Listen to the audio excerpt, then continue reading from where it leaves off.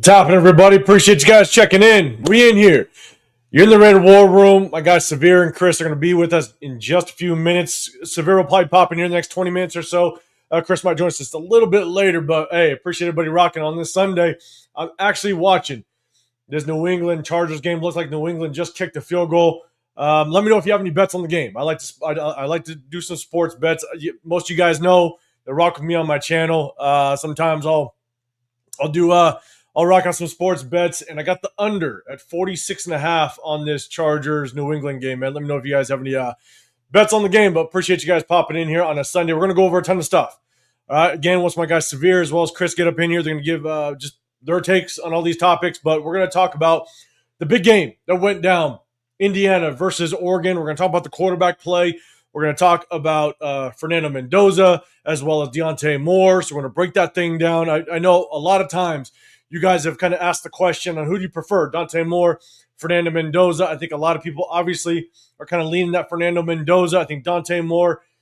We're gonna do a deep dive into it once my guys get on here and join us. But for myself, a lot of times when you guys would ask me who do I prefer, my answer was I don't know yet. I gotta do my homework, and I basically spent the last 2.5, 3 days doing nothing but homework on Fernando Mendoza, and I finally kind of got my answer, and I'll definitely break that down for you guys. I'm going to give you just a full-blown kind of assessment on my end as to who I think Fernando Mendoza might be going into the NFL. So definitely wait for that. We're going to talk about that in just a minute, but we're also going to talk about a lot of the head coaches, the head coaches that were revealed earlier today that have confirmed interviews. I think we've stacked up now, I want to say it's 4 or 5 more names that are officially coming in to interview for a head coaching position. So we're definitely going to tap in with that. But we're first going to talk about the NFL a little bit. Obviously, a bunch of games happening yesterday. Games happened today, as well as a game currently on right now. And we're going to look at just what the update bracket looks like. Now, I want to get your feedback. Who do you think is going to win that Super Bowl? Who do you think is going to win the matchups that we now are going to go on next weekend? So we'll definitely tap into that as well. Appreciate everybody rocking. Again, my guy Severe, he's going to be with me shortly, as well as Chris. He's going to pop in here a little bit later on. We're going to have a little bit of fun, but I appreciate everybody rocking the Raider War Room on Sunday. If you guys don't know, I'm 805 Raider. My channel is Real Talk Raider Nation. You got the Severe Raider. Make sure you guys, if you're there, hit that like button, double tap that screen. Do me a favor. Let me know if you're viewing on the vertical or the horizontal. StreamYard is doing something a little bit different to where you can stream from both of them. I try to just go from the vertical, but for some reason it's showing me the horizontal as well. Let me know what you're viewing on if you are reviewing on the horizontal. But I'm gonna get up to the chat here in just a second. But again, also if you're viewing on Chris's Protect the Shield podcast, his channel, double tap that screen. Make sure you guys hit that like button, hit that sub button. We do a sub-only chat to show our appreciation to a lot of our subscribers. So if you want to get included in the chat as we kind of start to dive into this thing, definitely hit that sub button, get included. But let's say what's up to the chat while everybody's kind of rocking in here. Raider News Central. What's going on, man? Appreciate you rocking with me. Where's the flag? Appreciate you popping in with us. Also appreciate you being a member. All 3 of our channels, we also have memberships as well. So one way to support the channel, become a member. I did a members only live a couple weeks ago. I might start doing more of those, but at the same time, we're going to do a lot of breakdown of free agents as well as college prospects. I'm already starting to clip up the Fernando Mendoza game clips. All right, so we're going to break down the game of Fernando Mendoza kind of later in the offseason before the draft obviously hits. And so if you want to kind of throw out your suggestions, and we'll kind of put those at the top of the list, become a member to any one of our channels and just throw that suggestion out there. I'll start clipping them up, and we'll definitely break down some college prospects along with some free agent prospects as well. Obviously, free agency, is going to hit. We definitely want to see how free agency rolls out first before kind of the draft. And so it's going to be fun. Definitely tap in with that. But where's the flag? Appreciate you popping in here. Dominique in the building as well. What's going on? What up, Jason? What's happening, man? Appreciate you popping in. Jesus, what's going on? Go after Matt LaFleur if he's fired. Look, I know a lot of people have kind of thrown that name out there. Depending on what happens in this playoff game, we're going to talk about just some of the games that have gone down, obviously today as well as yesterday. But it would be very interesting if you let Matt LaFleur go, right? I mean, given the fact that he's made the playoffs, I think, back-to-back years now. And the thing is if you let him go, If you move on from him, then you have to be able to get another head coach in that building that's going to basically repeat what he's done, is get that team to the playoffs year one. Because that, in my opinion, I think that would be the expectation, right? I'd bring up the Rich Bisaccia example, but I think that's very, very different from what this is. But if you were to move on from a head coach that got you to the playoffs, it's like I would assume that your expectation of the next head coach is to get you to the playoffs or further that first year. And that's so hard to do. That is so hard to come by. And so I'd be really curious. If they let him go. And then the question is Jesus and chat, let me know. If they did let Matt LaFleur go, then who would be a good replacement to get them to the playoffs year one? Obviously, you have some hot names out there, the Clint Kubiaks. You got guys, I know Mike LaFleur. That'd be weird. That'd be weird as hell. If you let go of Matt LaFleur, then you bring in Mike LaFleur. Other offensive, like Stefanski. Stefanski could be a guy that if you are really high on him, two-time coach of the year. I'm not a big fan of him right away after being fired from his first stint as the head football coach of the Cleveland Browns. But if you're really high on him, you think he could be the guy to turn this program around, or at least just get it to where you want to be, even a deeper run in the playoffs. Maybe Stefanski you have your eye on. But let me know, guys, if the Green Bay Packers were to move on from Matt LaFleur, who do you think would be a guy next up? There's a lot of coaches' names floating out there. What up, Leo? What's going on, brother? Appreciate you popping up in here. Myra in the building. Philly had one job. Philly did have one job. We're going to talk about that. We're also going to talk about next weekend's matchups and kind of get you guys feedback on that.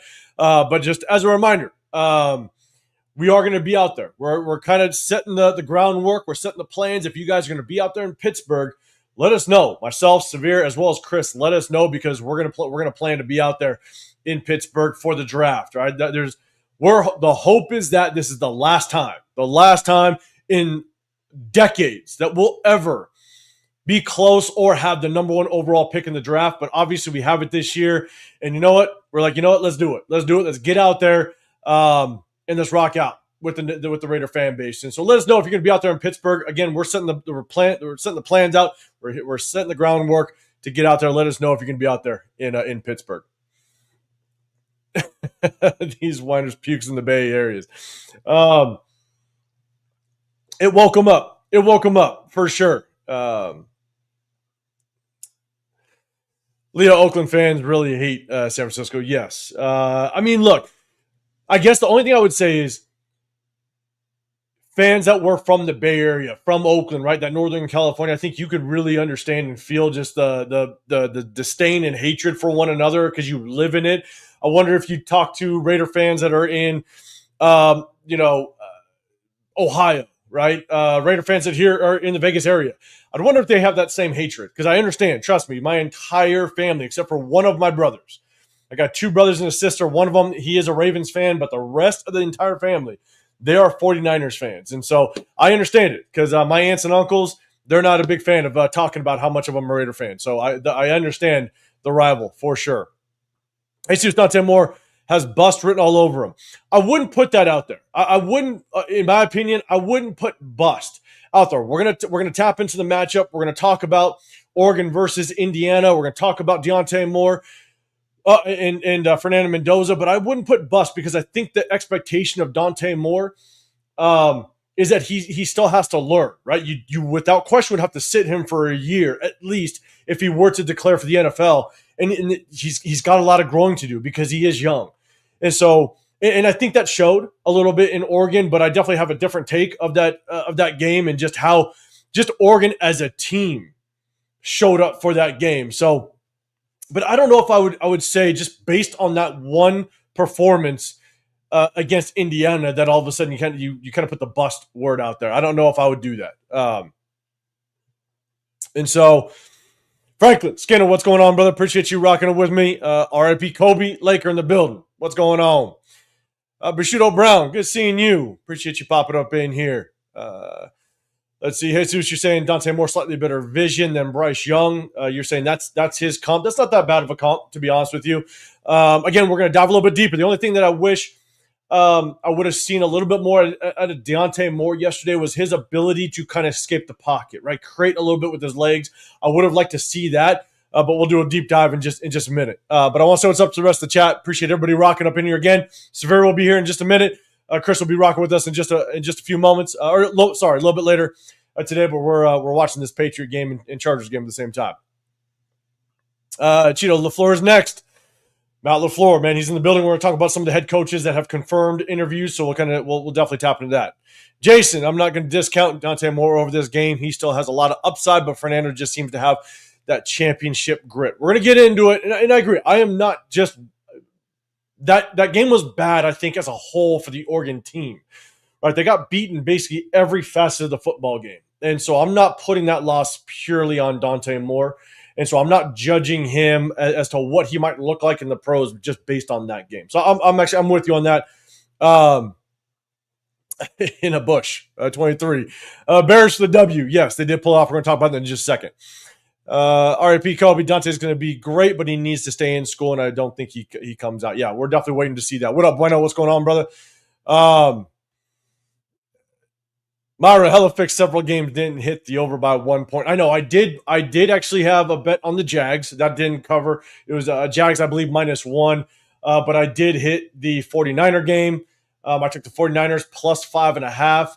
I got the over 46.5 on this Chargers New England game. That looks pretty good, but you never know what's going to happen. And so we'll see how it rocks out. Kevin Lark, what's going on, man? Let's see. Oh, shit. Did I see it? Is LS up in here? I don't know if I saw LS up in here, man. I apologize if I missed you. I'm scrolling and talking at the same time. I'm trying to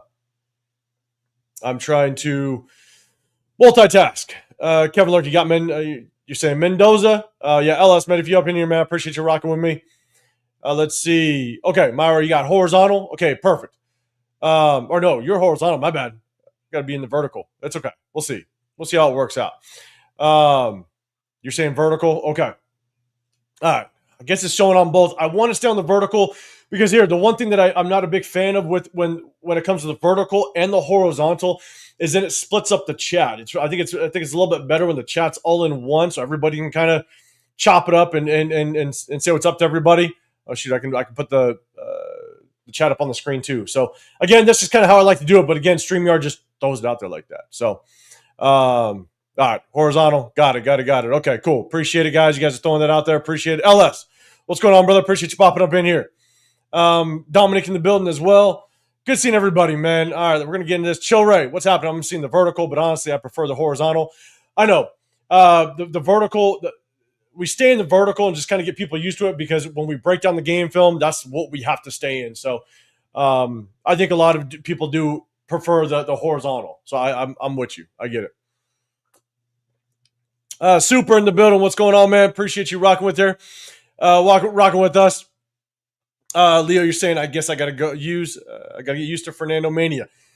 I think that's going to be the overall consensus, and we're going to dive into it for sure. But I think that's it makes the most sense right now. But I definitely have my strengths and weaknesses of Fernando. I'd also have some question marks as well, and I'm definitely going to do a deep dive into it during this one. Super, what's going on, man? Fernando Mendoza's ceiling is Matt Ryan. His floor is Sam Bradford.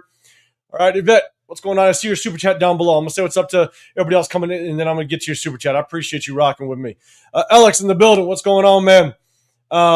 Leo Caleb balled out yesterday. Yes, he did. One thing that is really good, right? It's one of the questions is when you look at the number one overall draft pick, and this is just kind of I want to plant this seed a little bit because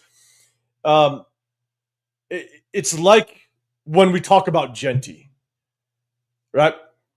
We break down the game film of Genty, and we have some concerns of Genty as he progresses through. Again, he's a rookie; he can grow on a lot of things that we pointed out. That's fine, but he will always have to live up to that number 6 overall pick and live up to that standard. In my opinion, I think if you're picked number 6, then you want to be one of the best to ever wear that jersey, those colors, right? To basically wear the shield.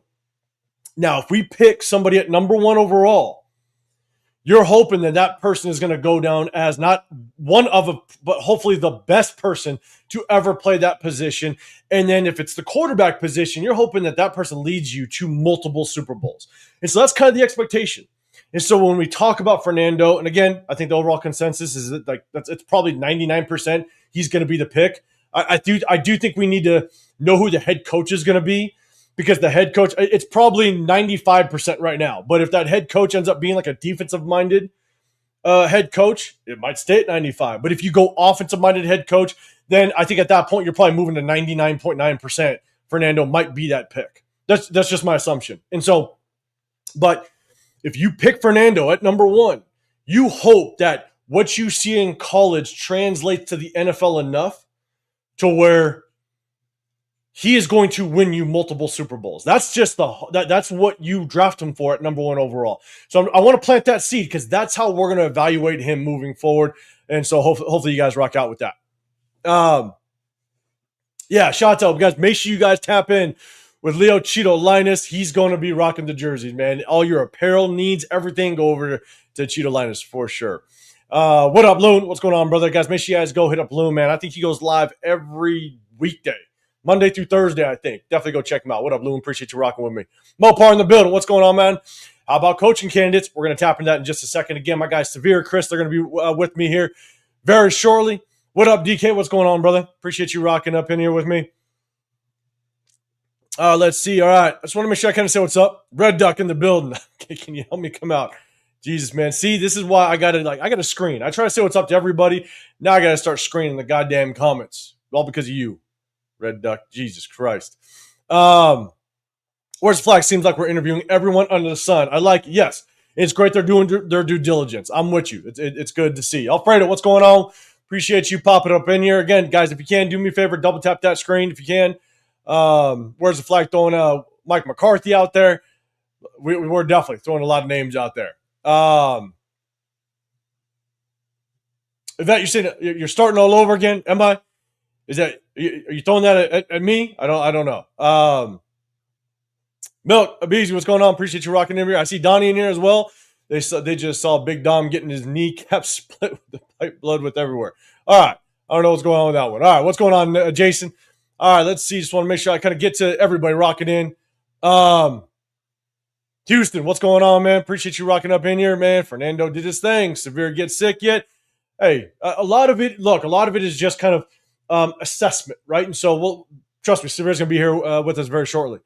Yvette, what do you think about that QB coach Webb from the Broncos? All right, what do I think about the QB Webb from the Broncos?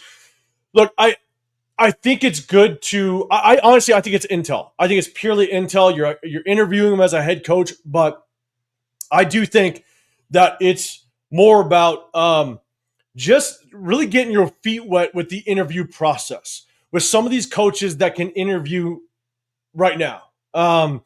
And the kid's young. I don't think there's any chance in the world he's going to get the head coaching job here, or really any head coaching job. I know that there's a lot of vacancies, but I just don't see him getting a head coaching job because he's just so young. He's not ready yet. I think he only has like 3 years of experience coaching in the NFL. Now he's got a lot of experience, a lot of ties to some really good names, but I think that it's good that he's in the cycle of interviews because of his history and just the names that are tied to him. But man, I do not want him as our head coach. I think we need someone that is seasoned, someone that has a lot of experience in the NFL on the coaching side, not just the playing side. I want a lot of coaching experience that they can bring to this job. And so I think it's good. Interview him, get some intel on our divisional opponent. But at the end of the day, I do not want to see him as our head coach at all. He wouldn't even be, top 8 on the list moving forward. So that's just my opinion. Life is complex. What's going on? We got to drop Mendoza. Hey, the Mendoza hype train has started. We're gonna do a deep dive on that as well. Let's see. I just want to make sure I say what's up. Chico in the building as well. Screw Philly. Bang bang. Okay, here we go. No Kittle, and that was wild. We're gonna get into it. Charles, what's going on, man? SoCal's not really tripping on San Francisco like that. What's going on? Appreciate you. Appreciate you rocking up in here. I want to say what's up to everybody. I know we're getting some Niner Raider shit going back and forth. SoCal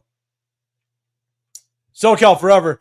Said hello from Jeff in Pittsburgh. Playoff football has been great so far. It has. We're going to dive into it in just a second. LS Dante definitely isn't a bust. He's ahead of where Mendoza was at the same age, and that is a good way to put it, because obviously Dante Moore is so much younger as it relates to just college years than Fernando Mendoza. But yes, I do not take what he did in this game just purely as an overall assessment of what Dante Moore can be. So, but Ellis, man, I appreciate you popping up in here.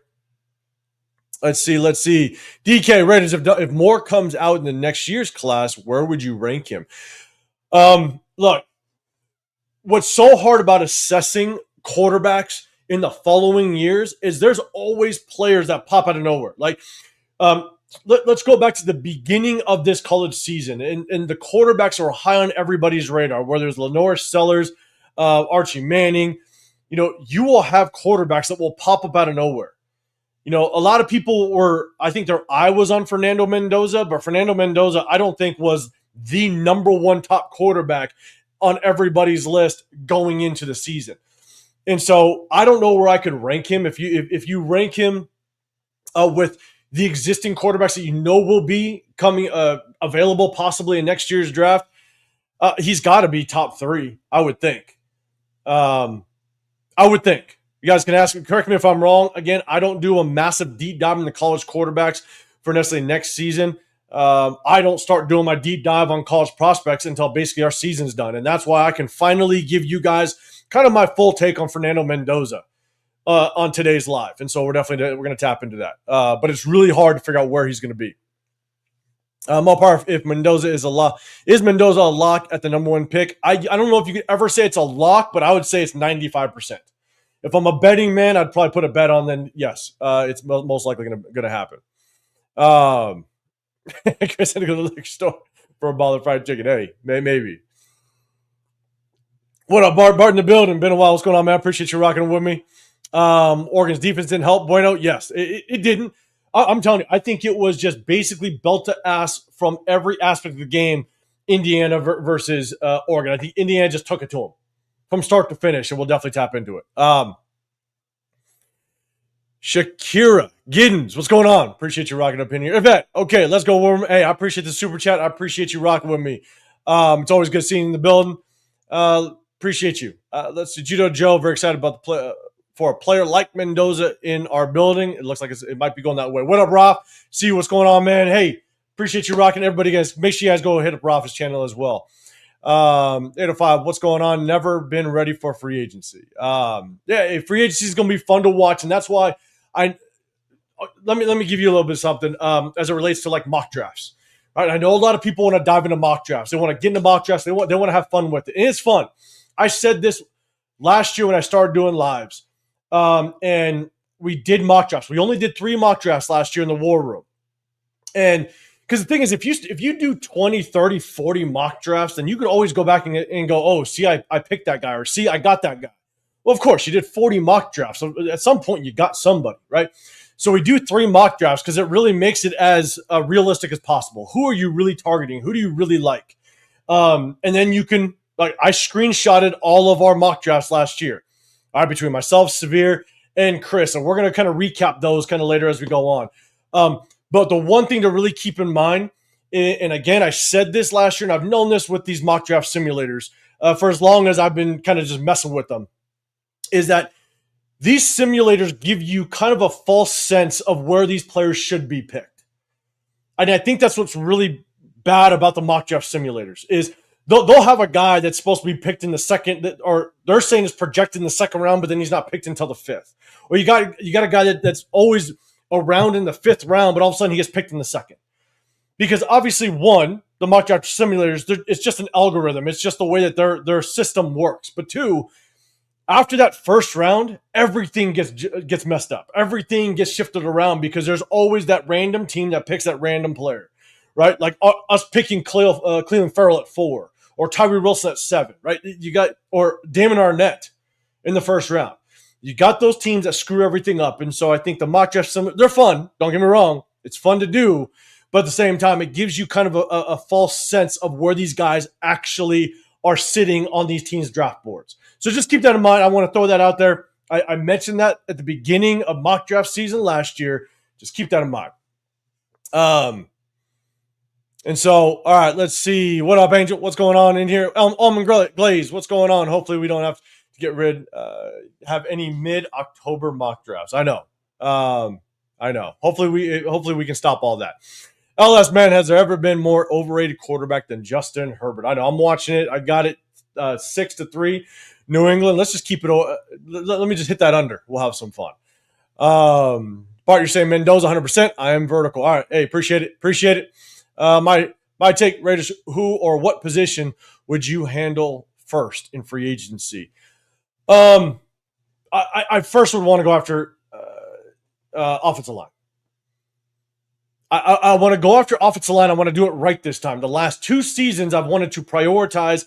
The last 2 free agencies, I've wanted to prioritize the offensive line, and we just haven't done it. Yes, we've brought guys in 2 years ago, and I hate that I have to say his name again. It was Cody Whitehair. Could not stand it. I didn't make any sense. No, I take that back. It didn't make any sense if he was brought in as a starter. It made sense because we had Luke Getsy as an offensive coordinator. You want to bring in maybe some players on that offensive line that potentially could help teach the rest of the offensive unit your scheme. So you want that extra coach, but have him as a backup, not a starter. That was crazy. Then last year was Alice Kappa. Statistically the worst starting guard in the National Football League the year prior, and I knew we broke his game film down on this channel, and we knew he was going to be absolute garbage, and here we sit. So with that being said, offensive line, without question, but do it correctly. Do it in the right way this time. So what up, Troy? How do we know if new coach wants Mendoza? And that's why I think you kind of put that percentage out there. I do think it's probably 95% we're going with Mendoza, but and that'll creep up if you go offensive minded, but if you go defensive minded, maybe it still sits around 95, because still, even if you go defensive minded head coach, we still have an issue at the quarterback position. You got to start the process of prepping the next guy, whether you move on from Geno or not. And that could be a whole separate conversation. It would be a really good idea to start prepping the next guy. The only thing that if we go defensive-minded head coach, then you might run into that idea of trading back. Stockpile a crap ton of picks and really start to prep for the next years. And so, again, I still think that the percentage, no matter what direction we go with head coach, I still think it's very high we get a quarterback. But I agree with you. Life is complex. Will the Raiders finally get out of rebuild mode? Let's go. We're going to be in rebuild mode here for at least the next couple of years, in my opinion. The thing is hopefully we just get out of it fairly quickly if we could get things right. Justin Herbert, just another Phillip Rivers. Fouts. Angel, 805, what's going on, man? Yeah, I'm from the Ventura County as well. Actually, I coach football in Ventura County. Shout out to all my people back in Ventura County. I appreciate you popping up in here. Let's see, Dominic, like how many candidates did we interview last year before we hired Pete? I don't know. I don't remember the number, to be honest. I think that it might have been around like 8, maybe. So Kevin Larker already set Mendoza the playbook. Hey, they're going crazy. It's definitely going crazy. Raider Ribs, I like Mendoza, but I don't know. We're gonna talk about it. Bob the Surfer, what's going on, brother? Ashton broke some sort of rookie record of ours behind a historical bad offensive line. To me, you had an awesome rookie season. Yeah. Doing that behind a bad offensive line was good. He did a really good job of being able to kind of take on that workload. And so I'm not going to take anything away from him. Behind a bad offensive line, historically bad offensive line, I think he did a decent job he did a good job for what he had in front of him. So I'm not going to take anything away from him. I do think that he did break I think it's the all-purpose yards for a rookie. I think that's what it was. LS, all I've heard for 5 years is how good Herbert's going to be when XYZ happens, and I'm still waiting for it to happen. I know. We'll see. We'll see how this game turns out at tail end. But I know still 3-6. We'll see how it works. Jason, I just feel an offensive coach is more organized. Defensive-minded coaches are more of motivators. Yeah, I don't disagree with that. Mike Rand doesn't see a coach or top free agents coming if we don't get Mendoza. Well, that's the hard part. Is the draft happens after like that first real big run of free agency, right? So it's like that's really tough, right? It's tough to really see just what we're going to end up doing, or how free agents are really going to work out. And so I think what is going to be the biggest deciding factor is who our head coach is. If we can't get one of the top 3 head coaches in the cycle, it's going to, I think, detour a lot of these top tier free agents to potentially come here. So I think number one is without question, you get the top name for head coach you possibly. I mean, if Clint Kubiak is your guy, then get him. Do everything you possibly can to get him. And so for me, I just think that's definitely what we need to lock in first. Severe, I see you, man. In the back, I'm going to bring you in just a second. I was listening to USC documentary, and they said that their goal was always to get a coach right when he was about to start winning a lot. And I think that there's a science behind that. Signetti. Okay, I'm going to say something with Signetti. But let me bring Severe in real quick. Let me make sure I get this right. Bang. Severe, what's going on, brother? How you doing, man? What's going on? Doing good, man. How about yourself? I'm good. And Ellis, man, I see your super chat down there. I'm going to get to it in just a second, man. I appreciate it. Guys, wherever you're at, hit that double tap. Severe's channel, my channel, Real Talk Raider Nation. I'm 805 Raider. You got Chris Pick Show podcast. Going to try to pop in here just a little bit later. Guys, hit that sub button. Hit that like button. We definitely appreciate it. Where's the flag is just talking about Signetti. I have my take on Signetti, but Severe, man, what's your thoughts on potentially Signetti if he was even a possibility? I know he signed that massive contract. So I think that it's like 99.9% he's staying there. But what's your thoughts on Signetti possibly being a coach in the NFL? I mean, I don't know. I don't know how well what he does would translate to the NFL with like grown men, and obviously he's dealing with players being paid, but he searches to find a certain type of player that fits certain criteria with a certain mentality, and I don't know if we have the patience to let him go through that. We tried to do that with Josh McDaniels. It's almost like a Patriot way type of deal, where we didn't give McDaniels enough time to kind of find that type of person where it's all ball and nothing else. And then another thing is that, we look at the job he's doing in college, and he's doing a fantastic job. I don't want to take anything away from him. Taking Indiana from where they were 2 years ago when he took over to where they are now is an incredible thing. But one of the things, somebody pointed out was that I think the average age of the players on his team is 23 and a half years old or something like that. 23 and 25-year-old players. And that plays a massive role. So that plays a massive role, right? And so, like, he's like a perfect example is like the average age of the Chicago Bears is 25. So he has grown men playing against like teenagers and stuff. So but it's 3-dimensional chess. He fits guys that find his criteria. He finds guys that fit his criteria that are more mature and experienced. He's doing a lot of good work in the transfer portal, and then that combined with his coaching, like it's paying dividends. But like he won't be able to have that same type of advantage in the NFL where talent, for overall, for the most part, it's more evenly based. Yeah, and there's no question. No one can deny the success that Signetti's kind of had, right? We're going to talk about maybe a little bit of the national championship game coming up, but the way Signetti's been able to turn around Indiana is extremely impressive. It's like the Miami head coach. The Miami head coach has done a really good job just bringing back Miami to relevance, which is very, very impressive. But I think it's also fully understanding the difference between the college game and the pro game, the NFL game, how you communicate to players, how you're able to develop players, and how you manage players. It's very different. And just because you do it good in college does not mean it translates to the NFL. And every single time, for the most part, I correct me if I'm wrong, Severe, man, you got the memory like crazy, is I just don't remember a time when a head coach from college goes directly to be a head coach in the NFL and it works right away. Right away, I can't think of it working. I mean, it depends on what you mean by right away, and depends on what you like mean by because Pete Carroll, I think, was probably the most recent one, or right, I guess Harbaugh is the most recent one. Harbaugh is the So most recent one. it can happen, but in my opinion, when it comes to a college head football coach, I would much rather see them come to the NFL level as a coordinator.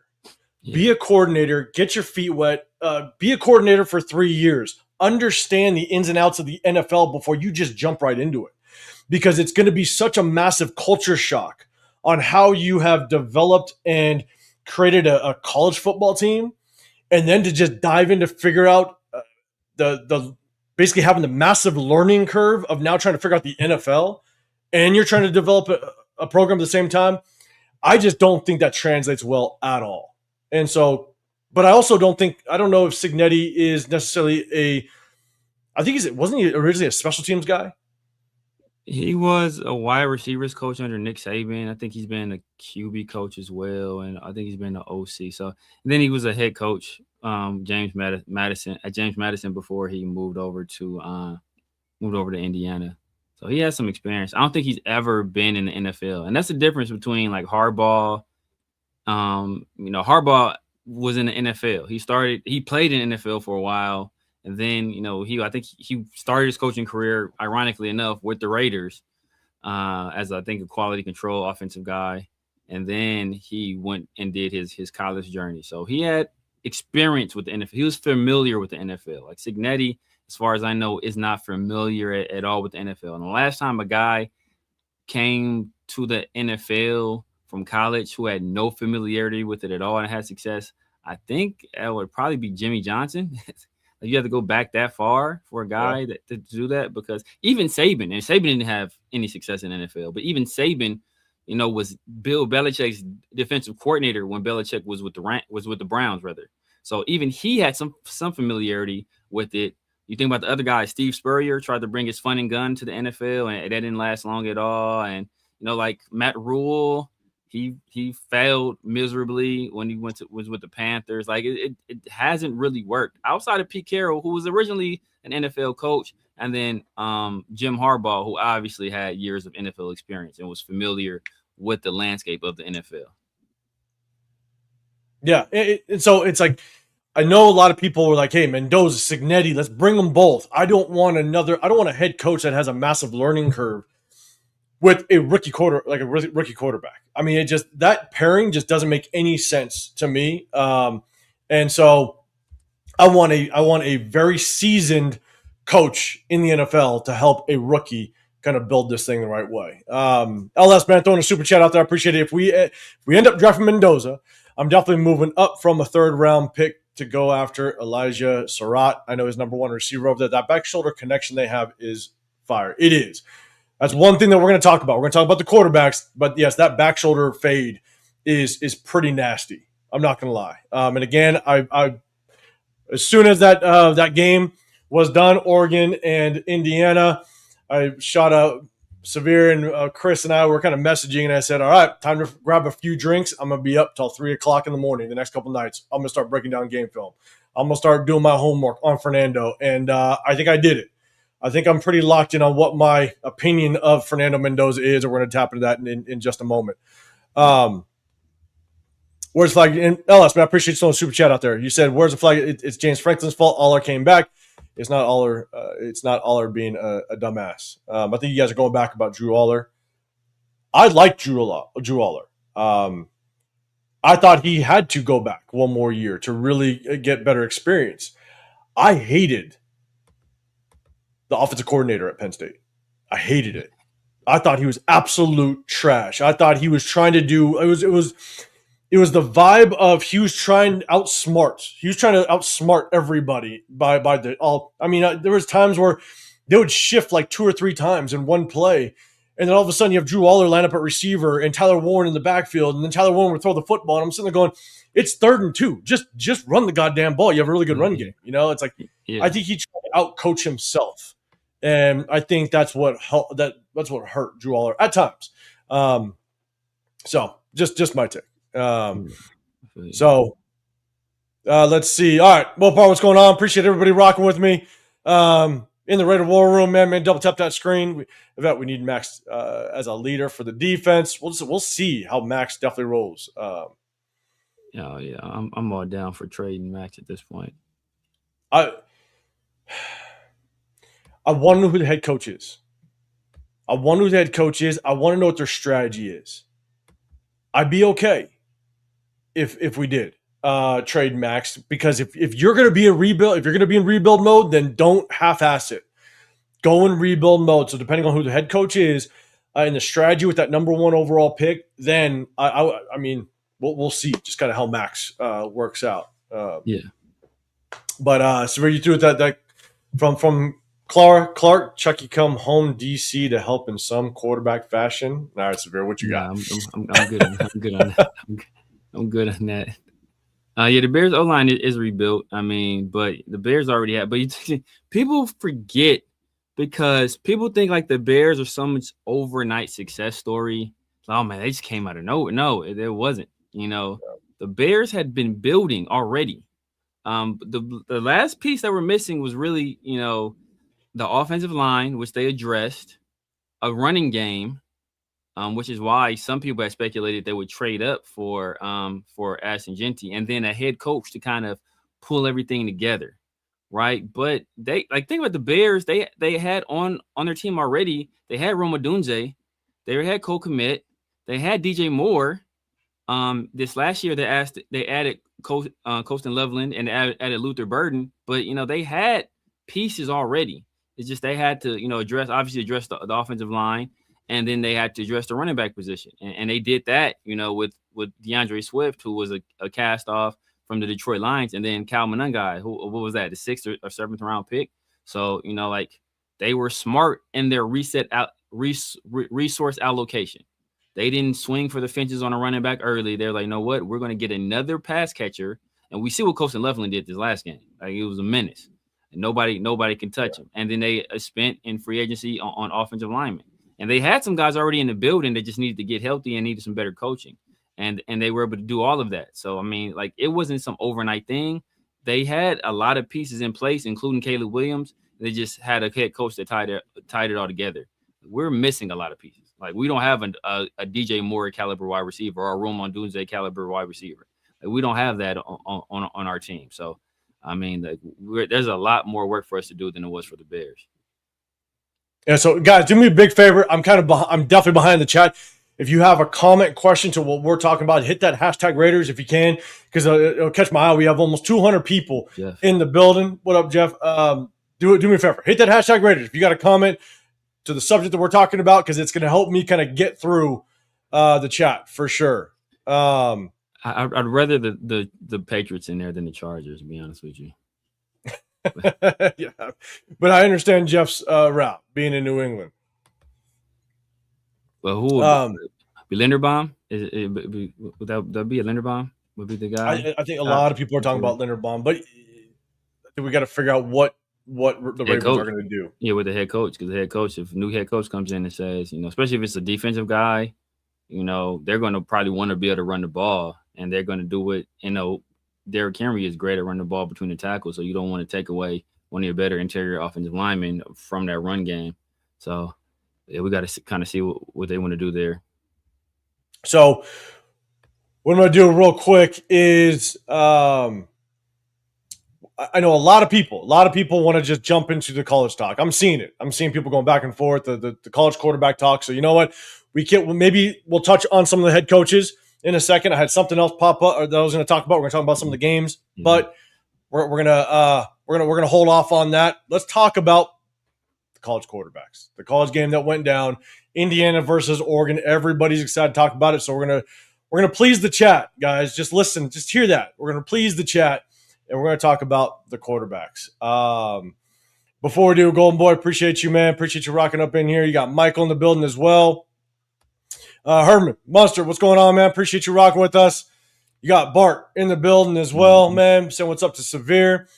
LS, you love Signetti, but I don't think his personality and style would translate to the NFL. It takes a very special character to transition from coaching college kids to grown men. Yeah, 100% agree. What up, Jack? What's going on, man? Good seeing you. Oh yeah, Whatever. is this JJ Oh, my Pegues? bad, man. Go for Is this Pegues right here? Is this a police Pegues it. bet? That is the bet. That is the bet. Well, I'll see you in Bakersfield, Jack. I'll see you in Bakersfield. We'll have fun.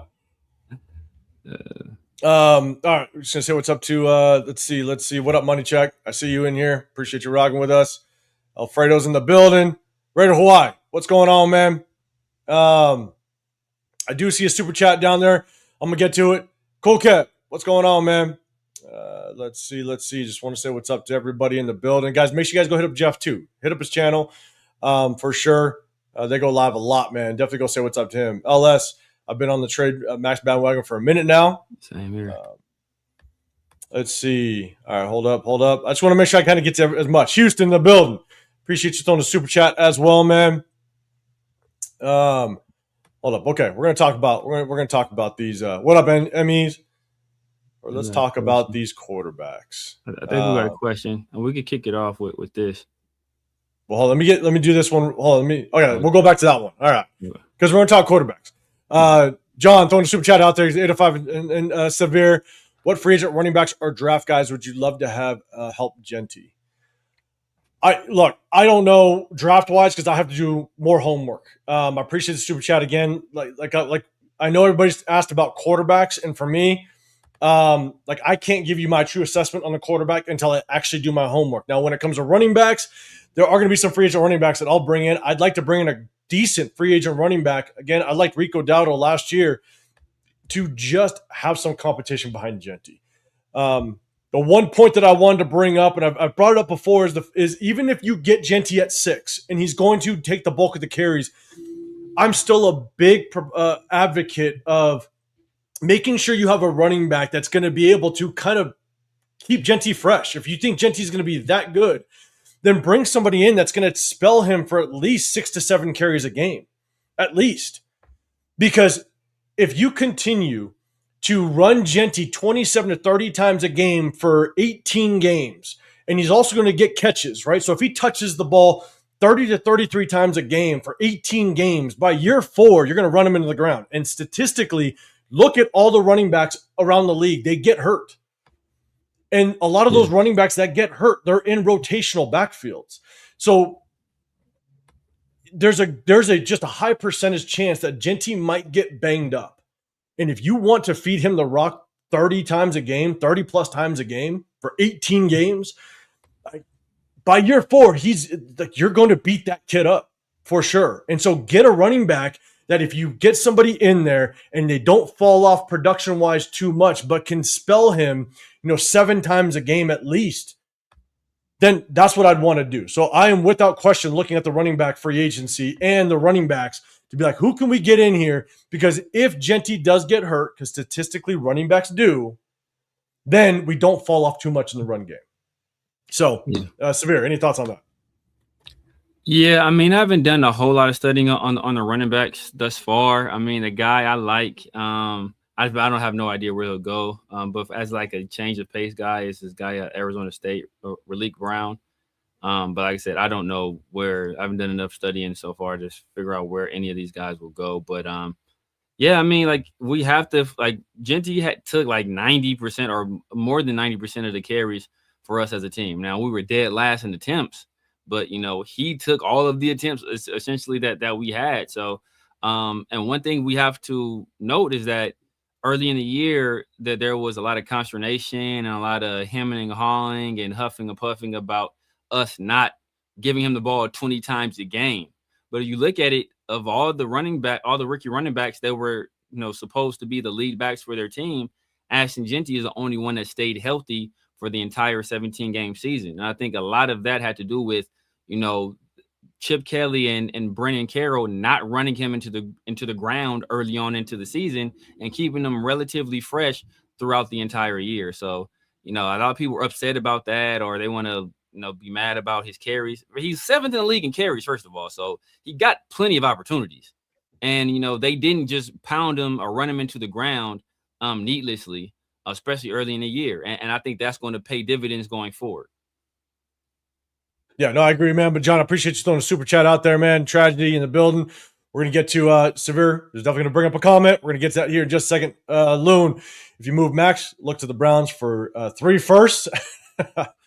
That'd be wild for them to give that up, but we'll see. We'll see. Leo, man, I appreciate you being a member on Severe's channel. Man, 17 months, man. Shout out to you, brother. Appreciate you rocking, guys. Make sure you guys go hit up. Chris's. They gotta be Is it Chris's? Okay, Chris's. I just started my membership. I guess, yeah, that's right, huh? Shit, yeah, 17 months would have been a while ago. You're right. Let's see. Okay, let me just kind of keep working down. Leo, you got a super chat as well. They say that's why we need what the Bears did. They passed on Bryce Young, CJ Stroud trade back, build a team, get Caleb, and upgrade at head coach. Man, shout out to you, Leo, throwing a super chat on Severe's channel. Severe, any thoughts on that? Yeah, I mean, look, I'm not opposed to trading back. If you especially if you're not sold on either one of these guys at quarterback, you gotta trade back. You would be. I know it's easy to succumb to fan pressure and to the outside noise and everybody screaming about a quarterback. But if you are not sold on either one of these guys being your franchise guy, then you have to trade back. You have to trade back. So, and it remains to be seen what they'll think, what the organization would think, what Tom Brady and Spytech would think, and whatever head coach they bring in, what his opinion on these quarterbacks are. But, my assumption is that they will take a quarterback number 1 overall and they will take Mendoza. But, if they're not sold on him and they're not sold on Dante Moore or whatever other quarterback is coming out in this draft class, then they have to trade back. Like, that's the only option. Yeah, and also I had Javonte Williams. I actually really liked Javonte Williams out of, I think it was North Carolina. He was with Denver. Now, who was he with last year? Was he Denver last year, right? Denver, and then he went to the Cowboys. And Denver didn't seem to work out in Denver, which was a little surprising, but I really liked Javonte Williams. Javonte Williams took Rico Dowdle's spot. He did. And look, goes to a good offensive line. Rico Dowdle looked good against behind a good offensive line, and then you got Javonte Williams that looks good behind an offensive line. You know what I'm saying? And so build that offensive line. That's the key to just a success for a running back. John, you're saying Jadarian Price in later rounds, man. I'm gonna jot that down. Where'd you go? If you can let us know. Yeah, hold up. I'm actually gonna I'm gonna screenshot it. Cool. I'll definitely do some research. The Raiders take LS's advice and trade down to 6 and draft Jeremiah Love. God damn it, don't even put that out there. Notre Dame. That's a Notre Dame kid. I think I remember him. Oh, is it? All right. Yeah, Jadarian Price, Notre Dame kid. He's the change. He's the backup to. He's nice too though. He's the backup to Jeremiah Love. Yeah. What did Jeff agree with me on? It should be everything, but what did he? You could read it. Oh yeah, I agree with Severe on trading back. Also, I've been saying this for a few weeks now. If we ended up with number 1, everything. Yeah. All right, LS, you're saying Raleek Brown is a projected 3rd round at this stage. All right, so see, that's too high at this point. Since we drafted Jizzy, if we're drafting a lead back, okay, 3rd round is a sweet spot. That's nice. But for a change of pace back, you can't be anything higher than like a 5th to me, unless you're just really desperate for a change of pace guy. But we got Genty at 6. I wouldn't take a guy higher than the low 4th, 5th at this point, depending on how many picks we have in those rounds. I know we have 10, but I don't know how they're spread out right now. Yeah. So again, guys, do me a massive favor. Hit the hashtag Raiders if you have a comment, question, what we're talking about. We'll get into the college quarterback talk. All right. Dante Moore. We got Fernando Mendoza. Severe. I know there's a if you want to go back to it, there was something that you want to put up. Yeah. And so you can definitely pull that up there. Look, obviously, everyone wants to talk about Fernando Mendoza. Let's talk about Moore first. Let's talk about Moore first in his performance. Severe, I'll let you go first. I'm just going to start out with basically like what I saw out of Dante Moore against Illinois. I don't put that on Dante Moore. I think Illinois was Indiana. I think Indiana was just the better overall, most prepared team that day. And yeah, right. I wish I would have seen a little bit more of Dante Moore, just his ability to kind of create and kind of move out the pocket and stuff like that. But I think it was just kind of belt to ass across the board. Indiana just took it to Oregon, and they were just a better prepared, just better team at every position group. So that's my initial assessment of the game. And Severe, you got the floor. Yeah, so this is a very loaded question. Severe, after watching Moore throw a pick six the first play, losing twice to the same team in the most important game of his life, do you still believe he is or will be better than Mendoza? Yeah, I still think he's a better prospect than Mendoza. Not gonna lie to you. I think he has a better arm. I think he's more accurate. I think obviously that first throw was an errant throw. But I saw Mendoza make some errant throws as well. I also think that Indiana is just top to bottom a much better team. And I've been saying this. They're a better team. They're a more mature team. Dante Moore also was missing his starting right tackle and starting left tackle. Also was down to his fifth string running back at that point. Saw that. I think they were missing another starting receiver as well. So not only were they down some guys, but they were facing a team that I already think was better than them, period. And I think Cignetti is a better coach than Dan Lanning. So I think that, Fernando Mendoza went into that game and had all of the advantages. And to his credit, he took advantage of it. I mean, like, that's what you want to see a guy do. When he has the advantages, you take advantage of them. People want to criticize. Dante Moore had 3 turnovers in that game. Obviously, the first play, pick six, he had 2 fumbles. One of them was an RPO. It wasn't really his fault. Then there's another fumble that, was his fault. But what people want to gloss over is that Fernando Mendoza also fumbled the ball twice. The difference is his teammates recovered those fumbles. So that's why we're not talking about Fernando Mendoza with multiple turnovers, and we're talking about Dante Moore, who did have multiple turnovers. That being said, I've been saying for a while, I'm comfortable taking Mendoza. I think he's a very good prospect. I think that, I think he can play in the NFL. And if you want a quarterback and you need a quarterback and you have a regime that believes in Fernando Mendoza, I'm all for taking him. But I still think that Dante Moore is the better prospect. I think you just, again, the game against Indiana was just it was a hard one to even just try to assess Dante Moore and where he's at, because Indiana was just that much better as a team overall. And so, and Severe, to your point, the limitations that offense had to start. Now, look, that opening interception was not good. I actually was, as I'm watching it, a lot of times what offensive coordinators will like to do with a young quarterback or a quarterback, you're trying to give them some tempo throws.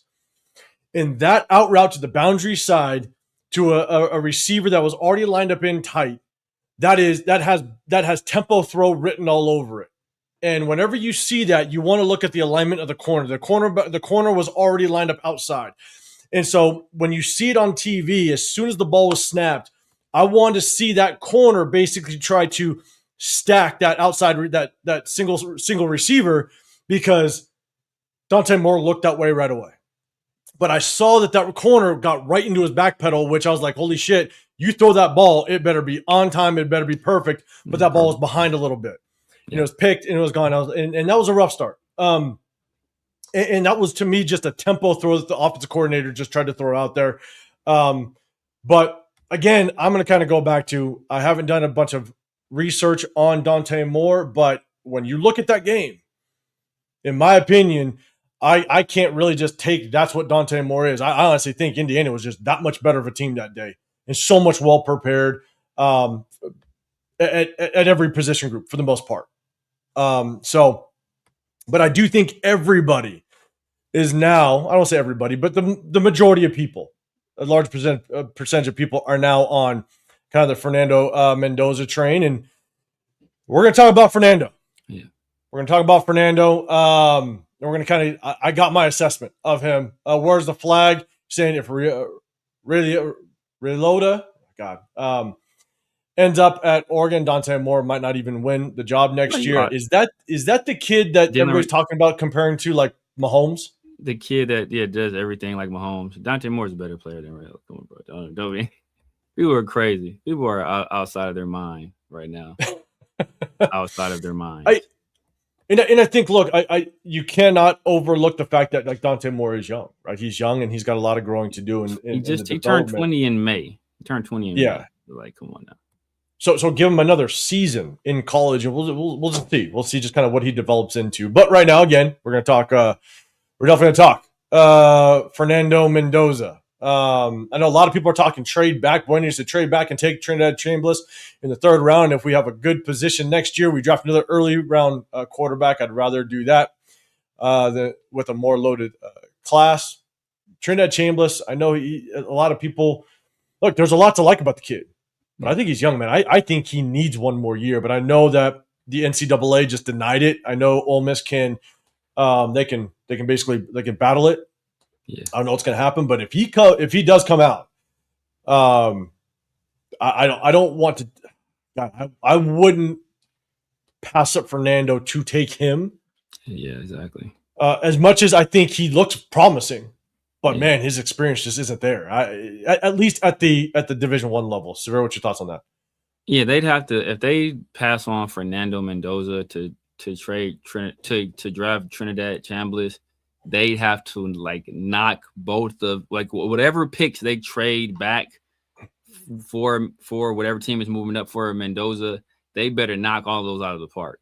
They better be like 3 for 3 on those picks and like just lights out instant impact players, because if not, and Mendoza gets to the league, and I think Mendoza's going to be a good player in the league. You know, I think his bust potential is very low. Now, how high is the ceiling? That kind of remains to be seen, but I think his bust potential is very low. So he's going to be a good player. So if he goes to another team and starts playing well, oh man, will there be some seats getting warm? Yeah. John Rodriguez, another super chat, man. I appreciate you. Look at 3 QBs in later rounds: Chambliss, Beck, and Taylor Green. Taylor Green is not. He needs a lot of development. Chambliss. Well, I think that's why he's saying in the later rounds. So you could take a flyer on him if he's still around in the late rounds, possibly. Taylor Green has loads of talent there. Loads of talent. He's big, super athletic, crazy strong arm. But see, when I say somebody has a better arm, people only think about arm strength. They're not thinking about their ability to layer throws, to like float a pass in there, to like throw from different arm angles, like all that different stuff. Like Dante Moore is able to do all of that stuff. There's some guys aren't able to do, like CJ Stroud. I think CJ Stroud has a good arm, but CJ Stroud, he's not throwing from different arm angles, right? He can't do that. That's a skill he lacks. And think about like arm elasticity. You think about like when and why that matters. So look at the throw that Caleb Williams made last night. Like arm elasticity, like that's what arm elasticity does for you. Being able to throw from different angles comfortably, that's something that Moore has that I don't think any other quarterback in this class really does. And so we're going to get into the talks. LS, if Dante comes out, I don't think we have the system in place at this stage to ensure his development's correct. That's a possibility. But it's all dependent on the head coach, right? If you bring in an offensive-minded head coach, Clint Kubiak, a Matt LaFleur, then maybe you can kind of put that in place and sit him for a year and develop him. I think that could be a decent strategy if you went that route. And so Jeff Chambliss is playing his way to a fringe first, second round. Some team may do it. I mean, some people pull a trigger. Some team may do it. Yeah, people will pull a trigger without question. Oh, my bad. Did you just put one up? No, I didn't put one up. Did I? Okay. No, Kevin Luck more responded well after that first interception. Yeah, flawless drive down the field with a great throw. Between like 3 defenders, I think. But it was that was all she wrote basically. Yeah.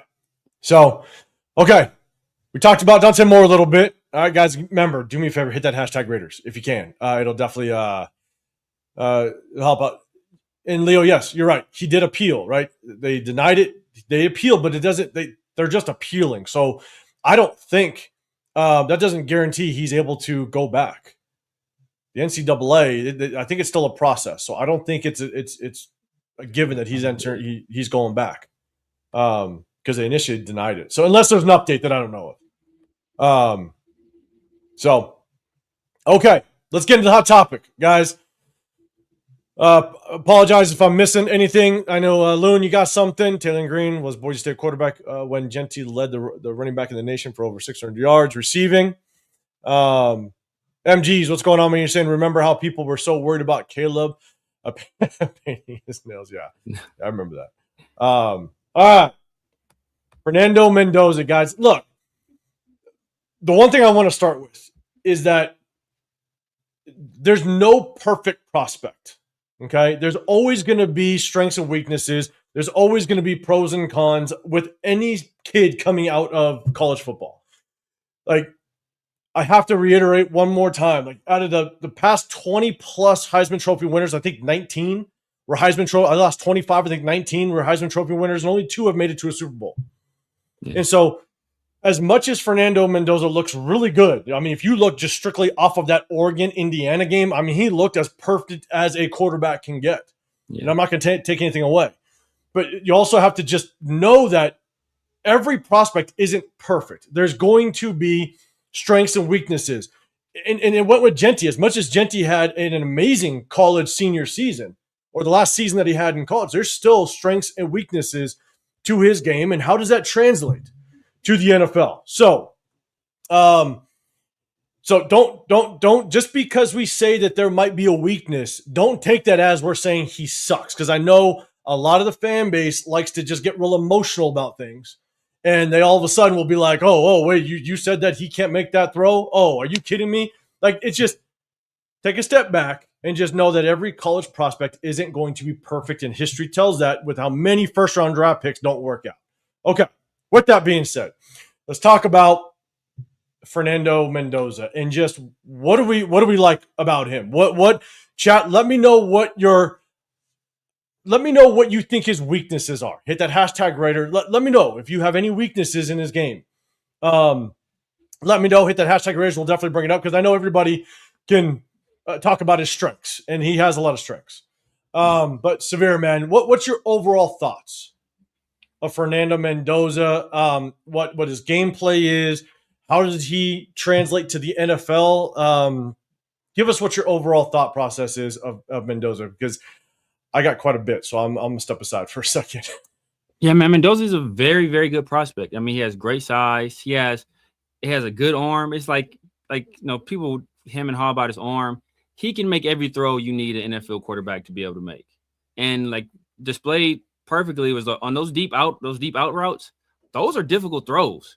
Those are very difficult throws. And not only did he have the arm strength to make those, but he had the timing and accuracy to hit those throws. And if you can hit those things on time and accurate, it's basically unstoppable. Especially against certain zones. So I think he displayed all of that. I think he is a guy that he obviously has great study habits, super intelligent guy. He's a guy that works really hard. You hear about him since he's already graduated. He spends his time with the VR headset on, like going over the game plan, going against that next opponent. I think he takes the coaching extremely well. You see where he was at with Cal and the kind of numbers he put up there and the number of turnover-worthy plays he had. And, I think he only had like 19 touchdowns this year. He comes to Indiana with a better coach and a better scheme, immediately takes to it, and immediately his production jumps exponentially. So I think that goes to his coachability.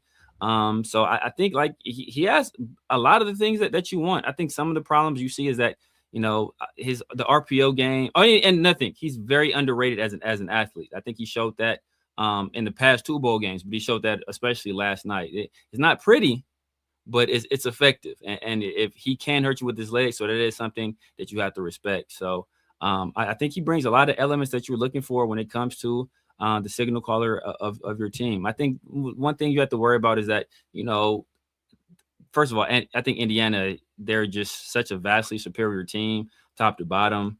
It's how like you look at what he did the last 2 years at Cal, then everything almost changed from this year with Indiana. I think some of that has to do with the talent level he's playing with, the coaching that he gets there, as well as that scheme. They're able to run the ball really, really well. And then, you see against Alabama, like that first drive, it looked kind of sloppy. But then once they were able to establish the run and get the RPO game going, and he's really good at the RPO game. But once he was able to get that going, then like everything changed for him. I think sometimes he likes to stick on his first read for far too long. And does he like effectively scan the field consistently? I don't know. I see a lot of one read throws. And sometimes his ball placement is a little bit off, but when you have guys like Becker, who's I think he's a stud, and then obviously Cooper's a really good player and Sarai's a really good player as well, and they're guys that if you're wrong, they can make you right. And he'll have that in the NFL sometimes. So I don't want to take anything away from him there.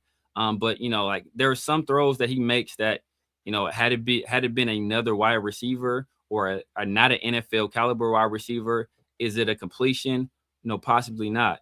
Think about the touchdown. Like he had a touchdown last game that was over the middle of the field that was kind of high that Becker came down with. He had one similar to on this game. I forget exactly who it was to, but it was another situation where the ball was high and he had middle of the field open. So he didn't have to throw a high ball, where a guy has to jump and make an acrobatic catch. He could have just let the receiver. There was nobody else over there, and the receiver could have made been a much easier completion and a much easier catch. So I think he has some of those problems, but that's like nitpicking. I think overall he's a very, very good prospect.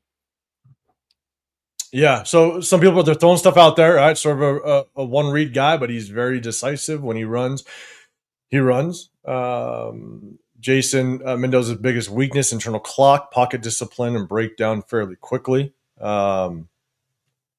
Let's see, Coach. You're saying I'm not sure if he has any weaknesses other than coming off like Beaver Cleaver.